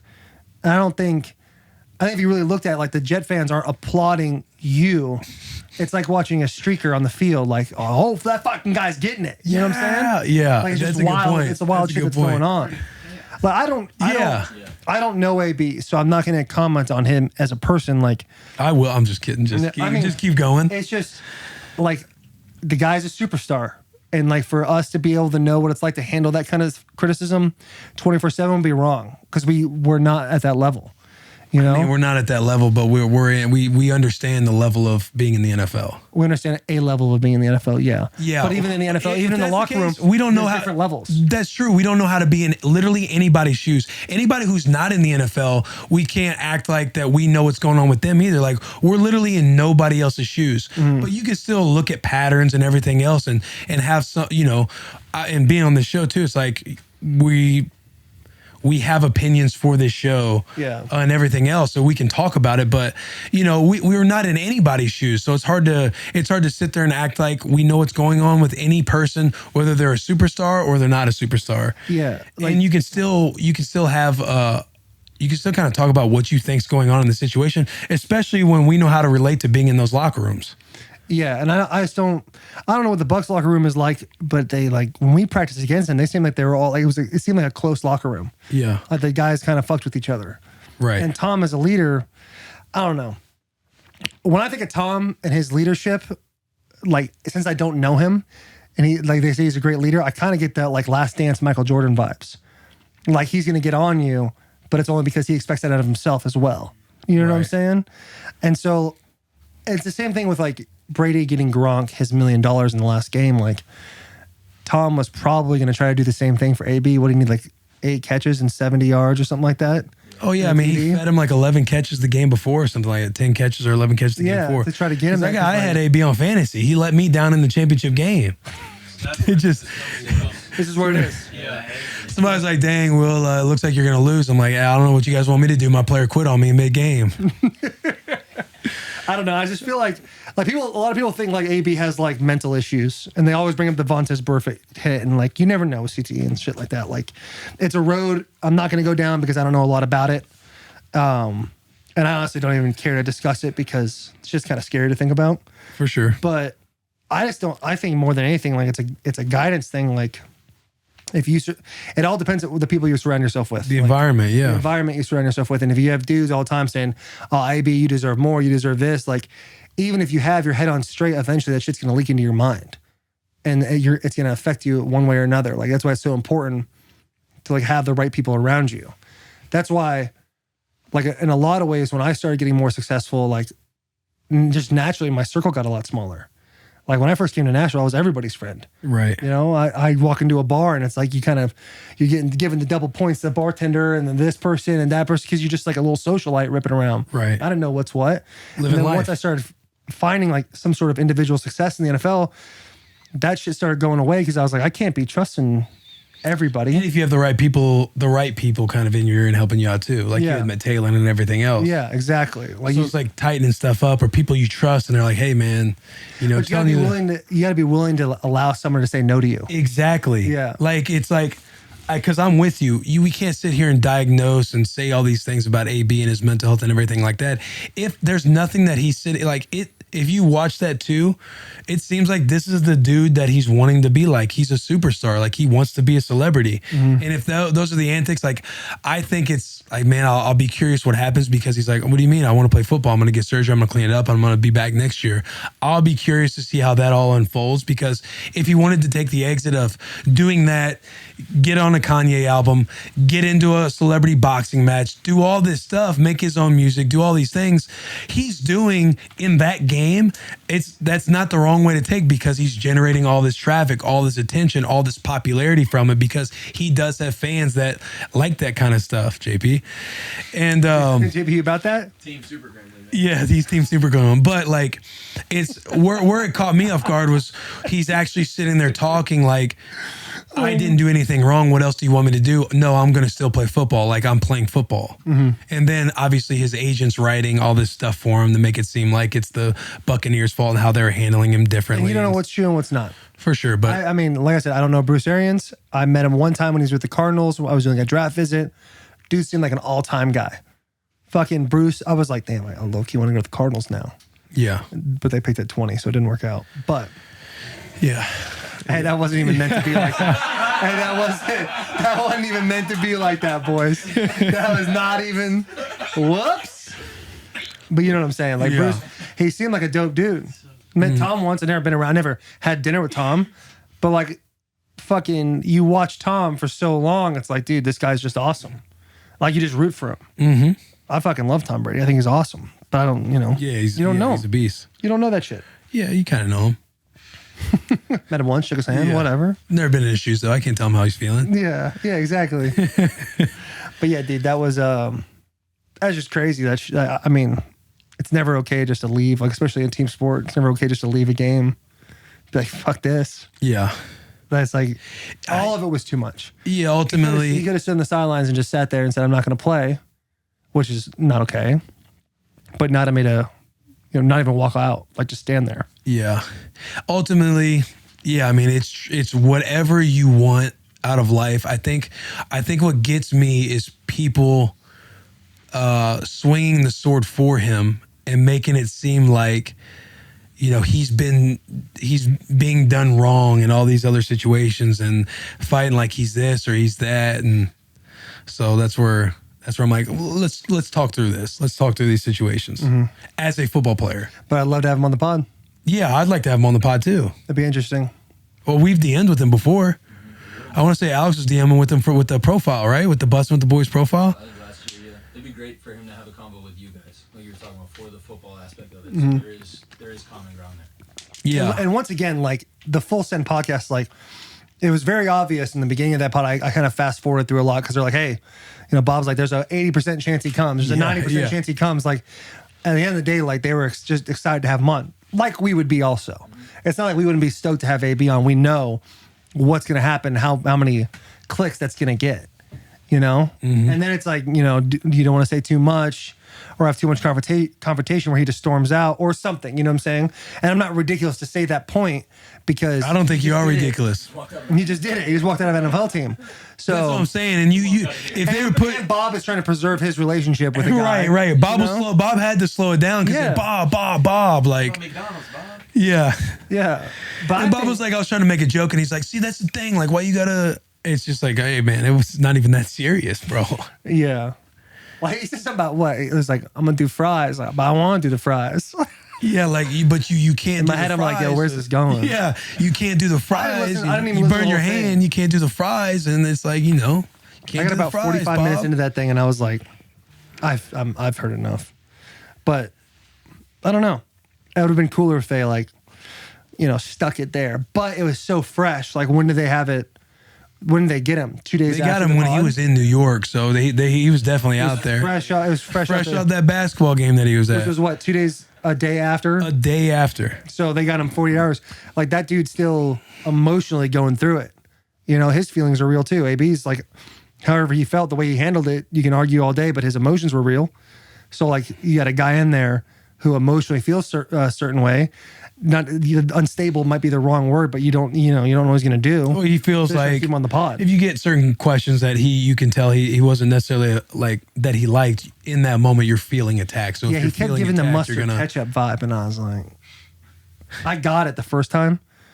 it's But then it kumbaya. kept- Yeah, it's kumbaya. But like, We can kumbaya on the pod, and look, I'll lay down my sword and ask, and try and ask all the right questions and everything, and try to like the way we were handling Johnny cut back Manziel. up. Yeah, cut back. yeah. Like the way we were talking through Johnny Manziel and the time where I was like, you know, for somebody like me, you're looking at pissing away a certain opportunity, whatever we got into. Mm-hmm. Like as a guy who's undrafted, watching him do his thing and kind of sabotage his career. Yeah. I see it kind of going, you know, being the same way. Well, and through that too, like that led to a lot of understanding, I think. For me at least, and I think for audience too, just watching the reaction, for people to understand Johnny because he answered those questions. Like when he came out and was like, yo, maybe I just didn't love football like that. Like, Yeah, maybe for it real. wasn't Right. That I had never heard from him before, and it was like, oh, okay, cool, I got you, man. That makes sense. You can't like get on somebody that's like, Yeah. you know, if they have all the talent in the world, but they just don't love it. Mm-hmm. It's like, well, fuck. Yeah, You you know? happen to be really fucking good at something that Yeah. makes a lot of money and gets a lot of fame. Cool. Yeah, and to me, the way he was doing it and the state of mind he seemed to be in answering those questions, he wasn't feeling like attacked or nothing like that. You're kind of just like, damn, yeah, maybe. Yeah, there's nothing you can really. You're like, all right, like he did it. Just for understanding. And also, Yeah. the only thing that threw me off in that pod was like, when you asked him, would you do anything different? He said no. It's like, I was in my head, and I didn't want to press that situation because he was giving so much and being so vulnerable at the same time. But when he said he wouldn't change anything, I'm like, you know, as you grow and get more mature, you see how you affect people. Like when I look back on my final season at Michigan, there's a lot of things I would have changed. You know what I'm saying? Just agree. how I interacted with people and acted. And I think, you know, if he were to go back right now, guys in the locker room like Joe Thomas, who like, you know, didn't sniff a winning season for what, 8 years or whatever Right. it was, you'd probably be more empathetic to that and want to do more, even Yeah. if you didn't love the game. Yeah, there's definitely a way I feel like to say both because like at the same time you can assume that he's saying that because at some point you can probably regret something so much that it takes up space in your mind and you're you've went through your process of letting it go and forgiving yourself for it. But I'm sure you can That's a at good point. the same time have the perspective like, yeah, you know, I would have done stuff differently. But where I'm at now in my life and in my headspace and everything else, like I can't live in that space of regret because it just kind of holds you That's back. a great point. Clip that. Yeah. Hey. Knock on wood. Talk to him, T. Yeah, I'm about to do the cross-country mortgage ad. And listen, there's a lot of talking points on here. Talk to And him. what I'm about to do right now Yep. is way harder than just working with cross-country mortgage. Yep. The great thing about hanging with your boys or girls is you get a lot of different POVs. That sounded inappropriate. But nobody has all the answers. Every time, unless it comes to your websites. mortgage. That's where cross-country mortgage comes in. Whatever you're debating, whether a new home, a second home, or refinancing, they have everything to cover everyone. And they close on average in just mind-boggling 21 days. That's actually unbelievable. Because I've done a couple of loans. And 21 days. Tell him about your experience. 21 days is crazy, my guy. Quick. It's usually a month. Yeah, I love At least. how Alex scrolled down to smaller points to really save the boy, and I appreciate that. Cross Country Mortgage has a team of loan officers dedicated to getting it done and finding you the best possible loan terms available. They've got a wide variety of loan types, which means they've got everything to cover everyone. Let's do the call to action, which is tough for me, boys and girls. Really tough for me, so I need you to follow me. My reading level is not very high. Go to crosscountrymortgage.com/barstool, and then it says so. That's probably a typo. Is that a typo? I'm like Ron Burgundy. Yeah. Okay, yeah. I know what it's supposed to say though. All right. Go to crosscountrymortgage.com/barstool so Cross Country Mortgage can take care of you through the home buying process. Cross Country Mortgage LLC NMLS 3029. All loans subject to underwriting approval. www.nmlsconsumeraccess.org. You're not over with me, I get it. So what's it like being a 1 seed, man? What's the game plan going into next week? Uninterested in talking about it at all. He's deuce. We're gonna see the king. Is he returning? No idea. What else can we have so we can just kind of Predictions going into next week. Yeah. What would you predict? One team wins and one team loses. Who would you like to see come out of the wild card round? I don't think it really matters. Here's a question: what if there's a tie in the playoffs? There's no ties in the playoffs. No, yeah. Playing forever? You just play forever. I think you got to. You know, orange slices break, Who's and that's coming out of it. the NFC? What's that? Who's coming out of the NFC? No idea. That's not even the conference. Yeah, I don't know, dude. They're really good. The NFC's all really good. There's no way to tell, dude. It's the playoffs. Anybody can win or lose. Like, I know we did the... Hey, we did so, like, I do want to give a second now for Bloss. I haven't followed them the entire year, but I do know the first half of the year, how down bad the Niners were. And we're like, damn, we were really wrong about the Niners. Because at one point, we were talking about how 3 of those teams would be in the playoffs. And then it was like, well, it looks like the Niners ain't going to do it. And they really turned that shit around. What did they start off at? Was it kind of like the Titans when they were 2-4? So they rattled off 2 wins in a row, and then they went on like a huge downslope where they lost like George Kittle for 5 games. They lost like their defensive, their DBs all went down. Our secondary was completely hurt. We lost a couple key linebackers. Jimmy Garoppolo obviously got hurt. Trey Lance had to fill in for him for a while. But now, very similar to the Titans just managed that situation, or they went through that situation a lot better than the 49ers did. They managed their injuries. They managed to obviously come out at the number 1 seed. We, on the other hand, probably affected us a little bit more. But just obviously credit to the Titans for being able to go through all that. And really says a lot about Mike Vrabel, right? Coach of the year. Yeah, I'm trying to just, how did the Niners start and then they kind of ended the year? You're going on so... Boy, he just starts bumming. Hey, once he said... And he lost that bet, and he's like, gotta, like, I think... Yeah, he goes... contractually obligated to say all Once this he goes credit to the Titans, I literally thought to myself, wait, where are we at? Where are we at in the combo right now? Making a comparison as to how both teams went through the exact same thing. One team probably just managed it a little bit better. It's wild. They started off rough.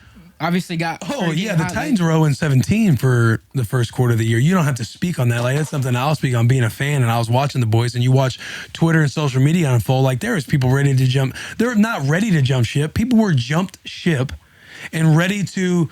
They wanted everybody's head. Yeah. In the Titans organization because they thought it wasn't going to work out. Now the boys are the 1 seed. Obviously, Titans Twitter's up. Jack, I did see your post. What'd you say? Like, all the people who... It was, I don't want to misquote him. I was saying that I still remember the people from week 1. Right. And it's, it's wild how that works because we were having a good deep talk after like maybe it was week 4 or 5 or something like that. And, we kind of just rattled off. We were hitting back on the conversation where you guys started off 2-4 and then you rattle off and go to the AFC Championship and just the ups and downs and ebbs and flows of a season. You just have no clue how it shakes out. And as long as you like get a little momentum and just win one game and then continue to stack those wins, I think the biggest thing, because I'll be excited. I do think Coach Vrabel should win Coach of the Year. I do not. I think he should win, and he's very deserving. He just became the favorite on Did he? Turf. Yeah. I also think on the same token, my first text will be to him, will be like, man, nobody will be able to tell you nothing now. Yeah, I don't think anybody will be able to tell him nothing. Yeah. Like, he'll be, who knows what kind of jokes he'll have being Coach of the Year. He'll have all-time jokes. What that'll do to He'll have a whole new stage presence. But I do think he does deserve Coach of the Year just because of everything that happened. I remember we all remember when Derek went down. We were all talking, excluding you. We were all talking about how, when he says excluding you, he means Taylor. Yeah. For everybody watching. For those of you listening. Yes. And if you're listening, watching, go ahead and subscribe. Make sure to do that again. Yeah, rate 5 stars. But I remember Taylor would walk out and I would look and tell the boys, I'm like, hey, the Titans are done, man.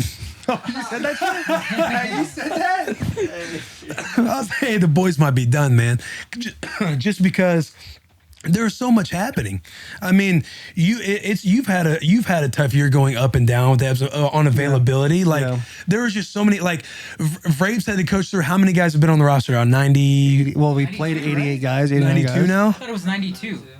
I mean, 92 guys, and it's changing every week. You lose your best player, AJ, Julio, they're down. You've been down. Like, you're going through guys on defense. The linebacker room was shifting around. When they invited me to have a workout at that time, the only people who were available was, like, Rashawn. Mm-hmm.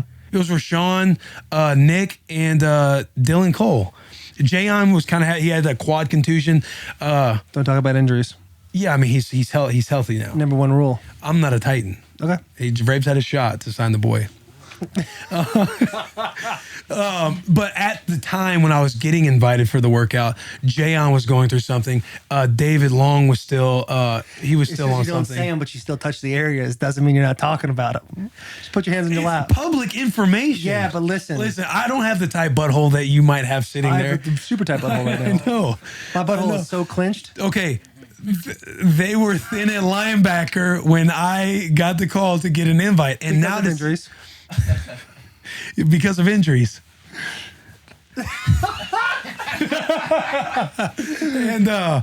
And then the man, that little bit of phlegm that might still be in the Yeah.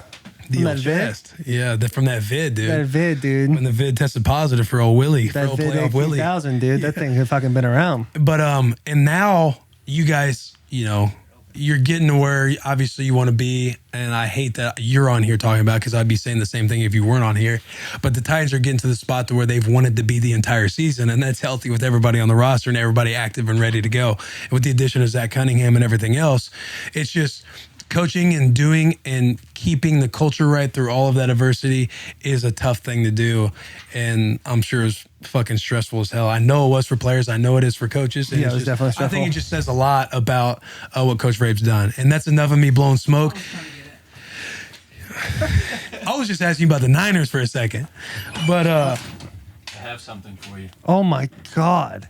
oh, let's go, boys.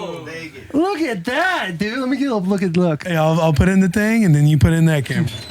We're showing you guys what we're showing right now is our plaque for getting 100,000 subscribers to YouTube. We finally got our trophy. We finally got our due, man. Oh, that's cool as shit. Dude, it really is. I'm fired up about this year, bro. Hey. I think we're. It's been a great year. It's been a great year. It's been a great year, Where do we man. put this? It's got to go back there somewhere. I thought something happened to the pod when Alex showed up.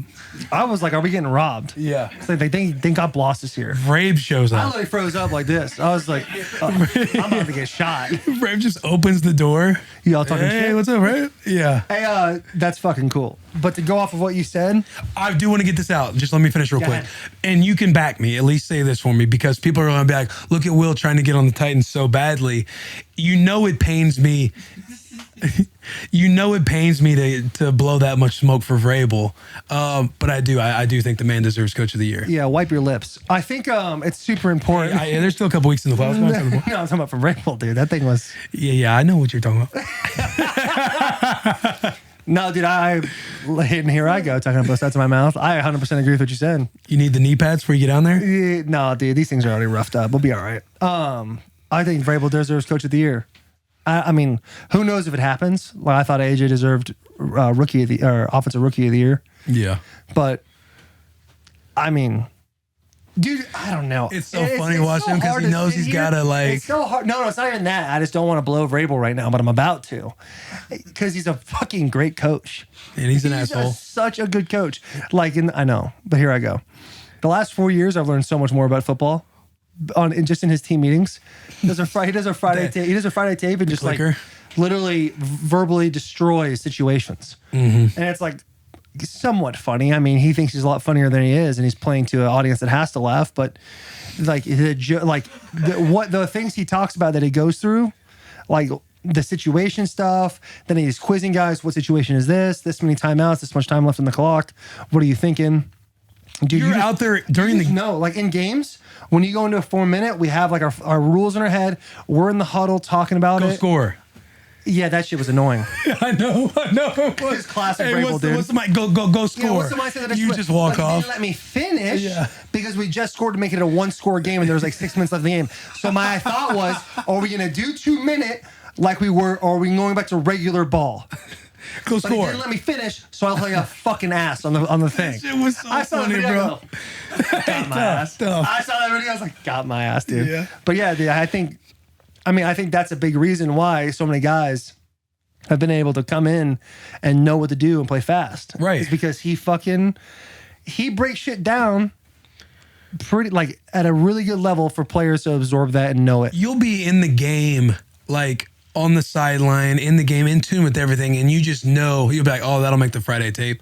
Or you'll know, oh, we'll have to real. go over this. Or, hey, we're in this situation. You're just aware of of what you can expect in any given situation. Yeah. And I do agree with that. That it's even playing with the Raiders, I'll be in tune with the game, and you'll just think you might see a guy swipe at a ball or something. And I think in my head, that'll probably be on the Titans Friday tape next week Because you don't swipe, dude. It's a stab. Right? It's exactly. Swipe, a it's stab. proven time and time again. You lose it. Yeah. And I'll be in games, bro, and I'll see things happen, and I'll literally say, "So, hey, you can't swipe, you got to stab." Yeah. And I'm like an old lineman, Right. just saying shit that like, and this DB's like, "Shut the fuck up." Yeah. You know, other teams.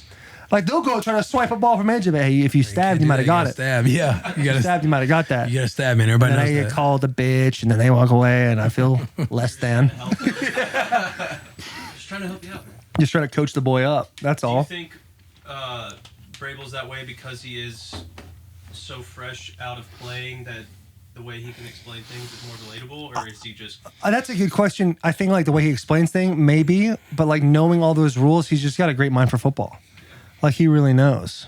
God, that shit is so dope. No, I agree. I think obviously he probably learned a lot of stuff. We haven't played on New England, but I'm sure the Patriots have a lot of that same stuff. Yeah, they're And he probably gets it dialed from in like there, that. and he just has his own spin on doing it, being a player for 14 years and everything else.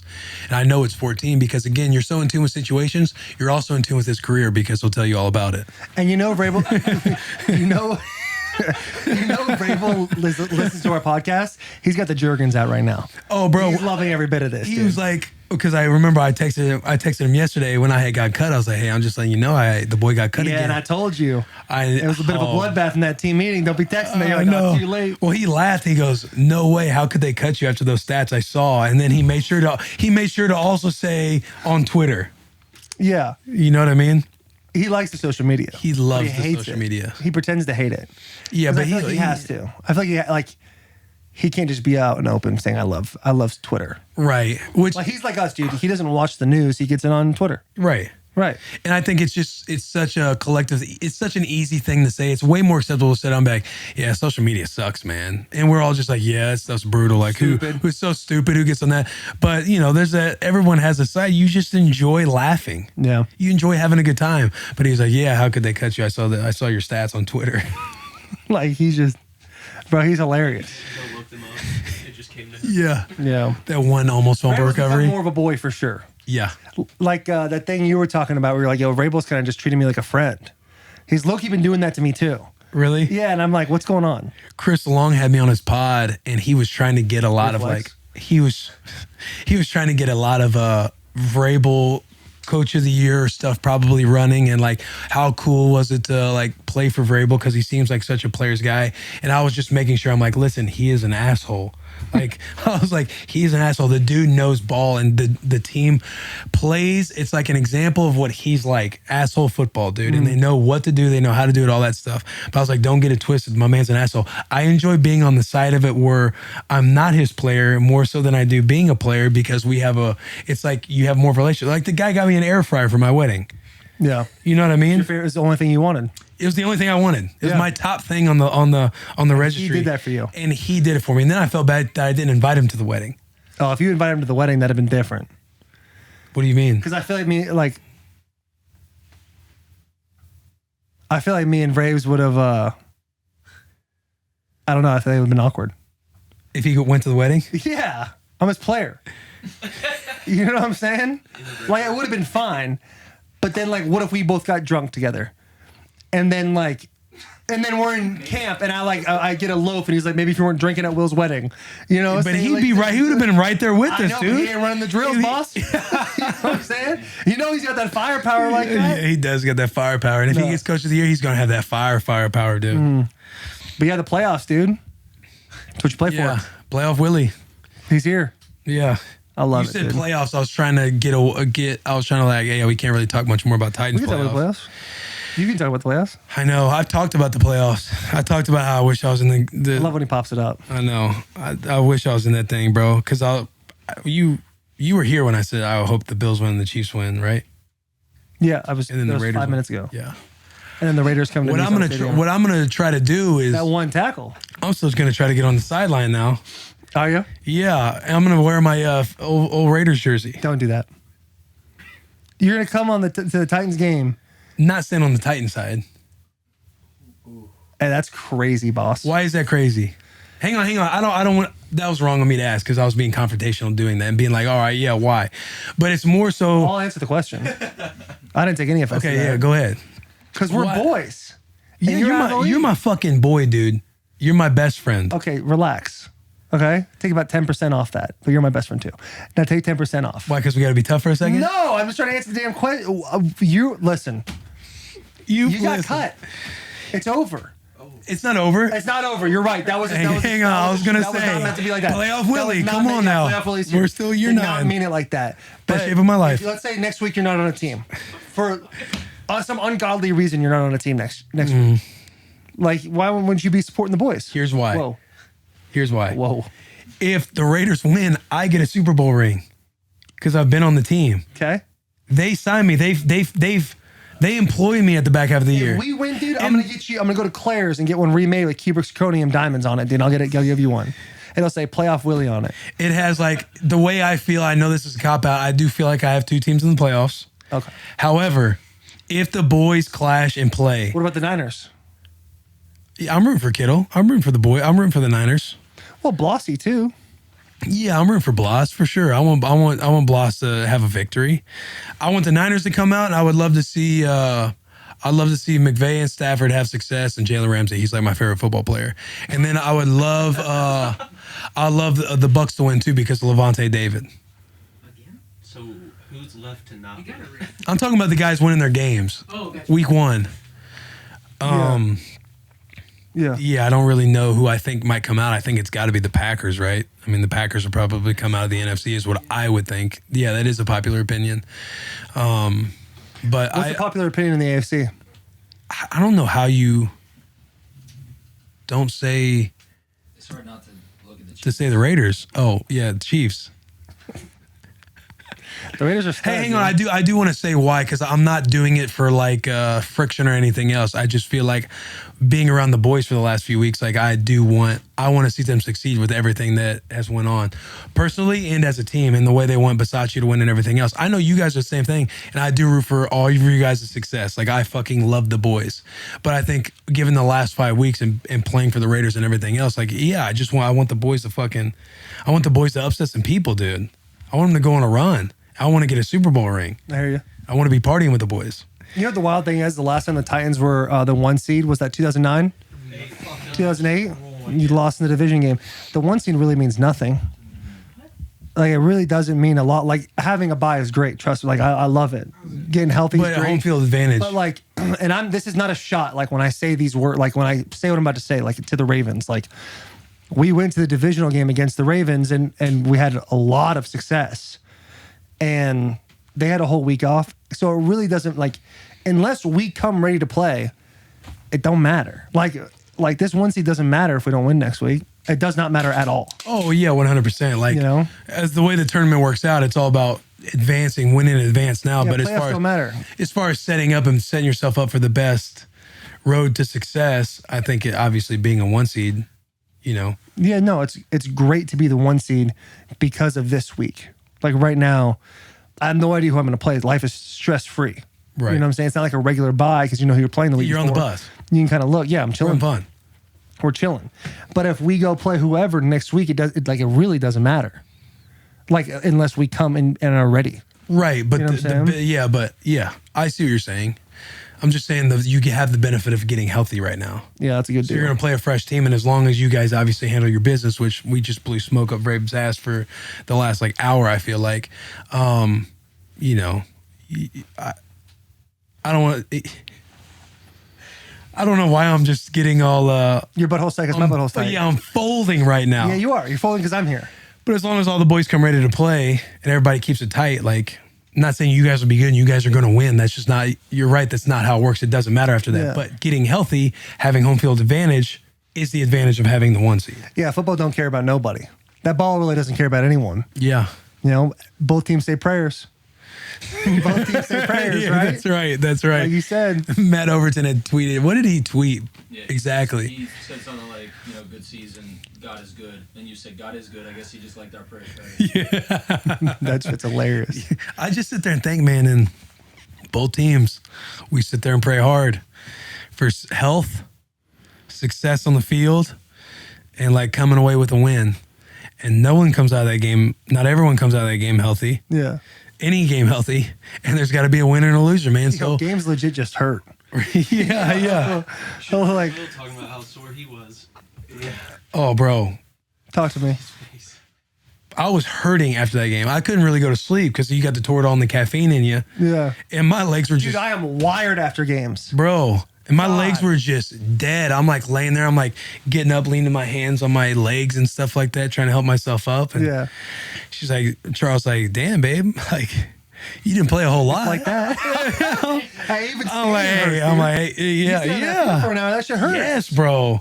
You know it, like when you're injured and you're like, oh, okay, I get a day off of practice and stuff like that, and you'll be standing on the sideline at practice and everything. You're like, man, it kind of shitty just standing here the whole time. My feet hurt.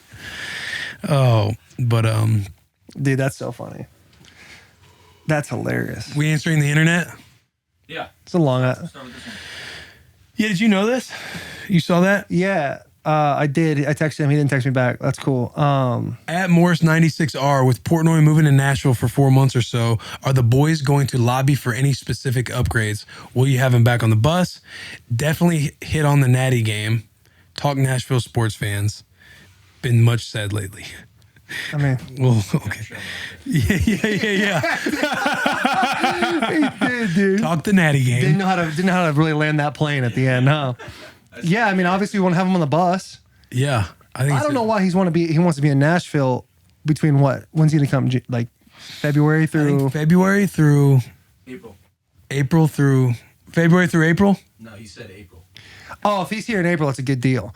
But if you're here, I don't know, January to April, it's like, yo, this is not the place you want to be.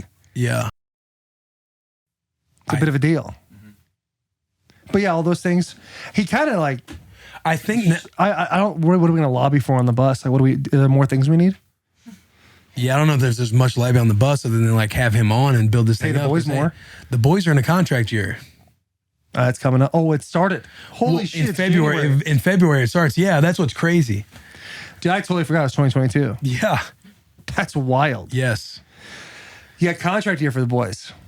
So That's a big deal. Last year with Barstool, so it'll be good to have him around. It's up to them. And I think I want to say Barstool is opening up that spot down by Hampton Social. You know how they just opened a bar in Chicago? Mm-hmm. I think they're gonna open a spot in Nashville. Oh, that's rad. Down by wherever Acme is off of First Street.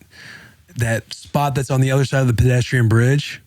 So yeah, that'll be sick. Yeah, that'd be dope. Build around the boys. Barstool Nashville. Bring Barstool What Nashville. else is there to build around? You know? You got a good point. We're it. We need to get a Barstool Nashville going, man. I think there is a Barstool Nashville. It just hasn't. Well, it's an account. I'm talking about an office in Barstool Nashville. Like you get a big spot. Pipe dreams here. Yeah, I love You get it. a big spot. Bus is somewhere in there, obviously, because we're building around. If you're looking for a nucleus to build around, it's the bus. We're in It's it. the boys. Look at this thing. Yeah, the nuclei, dude. If you need an engine, Not figuratively, not literally, because we don't have an engine. that's right. But I think you do it. You can easily do it around Bussin' With The Boys, man. Chicago one didn't look big, but it had. Yeah, you don't need much. Yeah, also Portnoy shit on it too. Oh yeah. Said it was trash. We're doing things nice over here. By the way, I walked in. You boys have done an amazing job. It looks awesome. The blue lights. Gotta clean Very up. cool. Gotta clean up a little. Yeah, I was gonna say we got a lot of stuff on the floor. Nah, it's all right, dude. But yeah, Bus Stop Sessions is. When can we say Bus Stop Sessions is happening? January 24th. dude, I saw that clip of like the whole setup. It is awesome. Dog. The production's unbelievable. Give a hand for the production. Led by Garrett. Led by Garrett, and then all the boys. We got creative director Alex Lagos. We got Jack McPherson. We got JP Uffy. We got Blas Hernandez. We got TBD management. But dude, Garrett, I know I called you and blew smoke up your ass like I was doing Vrabel, but you really did do a fucking incredible job. It was outstanding, dude. And for everybody listening, you guys know Bus Stop Sessions a little bit. I'm telling you guys, season 2 is going to be incredible, dude. Yeah, it's a whole another level. The cameras, the different shots, the layout, the way this place looks, it's gonna be awesome, man. Yeah, it's rad. We have some hitters. Brought to you by Whistle Pig, sponsored by Whistle Pig. I still can't believe it, dude. And the commercial you guys fucking did. So funny. That shit was awesome, man. I tell you what, it reminded me that we need to do though. We need to get you one of those fucking action figure things. Who? Bobblehead. Oh So yeah. that way we can like it looks like a commercial about Will Compton and Whistle Pig. It's just spinning me around and stuff. I'm like, yo, this shit is hilarious. Hey, this Stetson Bennett kid that you're just putting on this TV right now, that kid is still drunk. He's He is a legend. hammered, dude. Kid's a legend.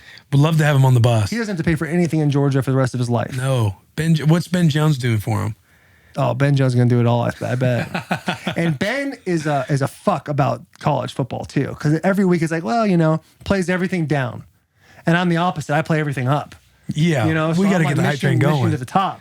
And Ben's like, we've been one seed before and we've let it down. So he just keeps it steady.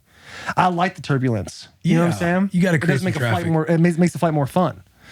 But you know what? I do believe Michigan would have beat Alabama though. There it is. I do believe Michigan would have beat Alabama. And I told Derek that, and he looked at me like I had four dicks on my head. I told that to Julio. Just kept walking. And he called me, he said, N-word what? And he looked, and so it didn't go well with them. But I will say Michigan probably would have beat Alabama. Yeah. It's crazy. For sure would have beat Cincinnati. Hey, what's funny is I just said, yeah, I'm like the Salim kid with the AB on. Yeah, man. Michigan's great, man. Both thought Cincy would be Michigan. I ain't gonna lie, you the greatest. Based off the showing, yeah, I did say that. I was like, damn, it looks like Cincy would have beat Michigan by the way that it played out that night. But it's like we were talking the month-long wait. I know, I do think that's brutal. They all got. Imagine waiting a month before you played your playoff game. Yeah, miserable, dude. Yeah, like everybody's momentum just weirdly off. Dude, so North Dakota State, they won their national championship or whatever. Dylan Raduns, I probably said this last name wrong, a rookie. He went there. Yeah. He said between like the last whatever playoff and the national championship is like a month. They have a winter camp. Dang. Like it's like camp, but in the wintertime. God, yeah, How winter wild camp. is that, dude? I know it's pretty self-explanatory, but I wanted to be a like winter camp, like like camp. a camp, but in the winter. wintertime. And then they go play, fucking and then they crazy get is 1 that? week off, and it's like back to ball. That would be Isn't that so fucking brutal. wild, dude? That'd be so brutal. Being a college kid too, you can't say nothing to the coach. Can't say paid off. They've my won ass, like dude.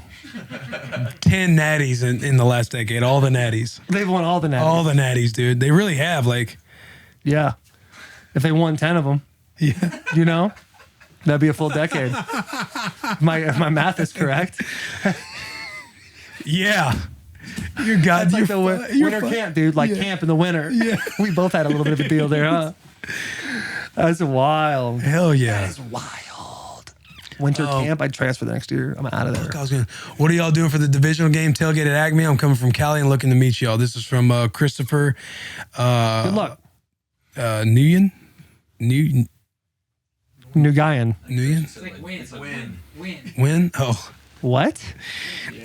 Whoa. We'll be at Acme. The boys will be at Acme. We'll be at Acme for the tailgate and everything else. Brought to you by Whistle Pig, of course. But obviously, we'll be throwing the best of parties around the entire world at Yeah. Acme Feed and Seed. I would say the world. I mean, it really is going to be the best spot to go to. It's going to be a hype little deal. Hype deal, bro. A couple years ago when you guys were making your run and stuff, that first night at Baltimore, because the second night I was in Texas, but I saw that the line was outside the door for the Kansas City game. But yeah, bro, it's the best place to be is Acme. So come party with the boys. That Baltimore win was one of the coolest wins ever. Yeah, that shit was wild. lit. That was cool as shit. That shit was lit, dude. Yeah. Is that all the questions? Even the first one. Wow. Even the first one. We burning it up with them too. Yeah, we did. Do we have any more? Is that one about turf? I mean, we won an hour 50. Yeah. Once we get across that 2 hours, hey, boy, should we cut anything out? Yeah, probably. Artificial turf with the injury to Williams in the championship game last night. A lot of people have been bringing up the turf at Lucas Oil. Opinions, experience, thoughts of most players. The thoughts of most players, everybody hates turf. It's hard on the joints and everything else. But Yeah, as you feel far way as worse. I personally haven't. I would like to be more educated on why turf is bad for ACLs and stuff like that before I would just spew out some nonsense about why. Yeah, I'm not surprised he tore his ACL. They're playing on turf, man. Turf's terrible. Yeah, I think it has to do with like the grip. It catches better. So if you put yourself in a compromising position, your cleat's gonna stick into the ground more. Do you know what I'm saying? Like grass might slide. It's just a guess. Yeah. But well, you had your stuff. ACL. I mean, you did yours on grass, but yeah. is that? I mean, did you pick up anything on people explaining the difference? No, I never asked about turf. Sorry, you sounded smart. Right? That sounded good. You appreciate that. You said that, and I wish you actually would have said, "I'm just guessing." I wish you just stuck to it because I was ready to say, "Dr. Lewan." You heard it from our, you heard from our guy, our trainer. I'm a genius. But all right, cool. Lose esteem. This is probably it. Yeah, dude, I'm exhausted. Came from that's fucking dope. Came from practice today. Shower pill. Love it. Yeah, haven't showered yet. Pop that in. Uniform off, clothes on. I'm over here. Cleans you from the inside out. Who snitched? Alex. No, dude, come on, man. Hey, before we, I know, definitely wasn't they're gonna keep Jack or Beer, arguing. dude. Subscribe, rate 5 stars, leave I a know, review. For sure wasn't Jack. Keep up with the boys. We love you. We appreciate you. Big hugs, tiny kisses. Hey, and as always, be a fucking wolf, man. Love you guys.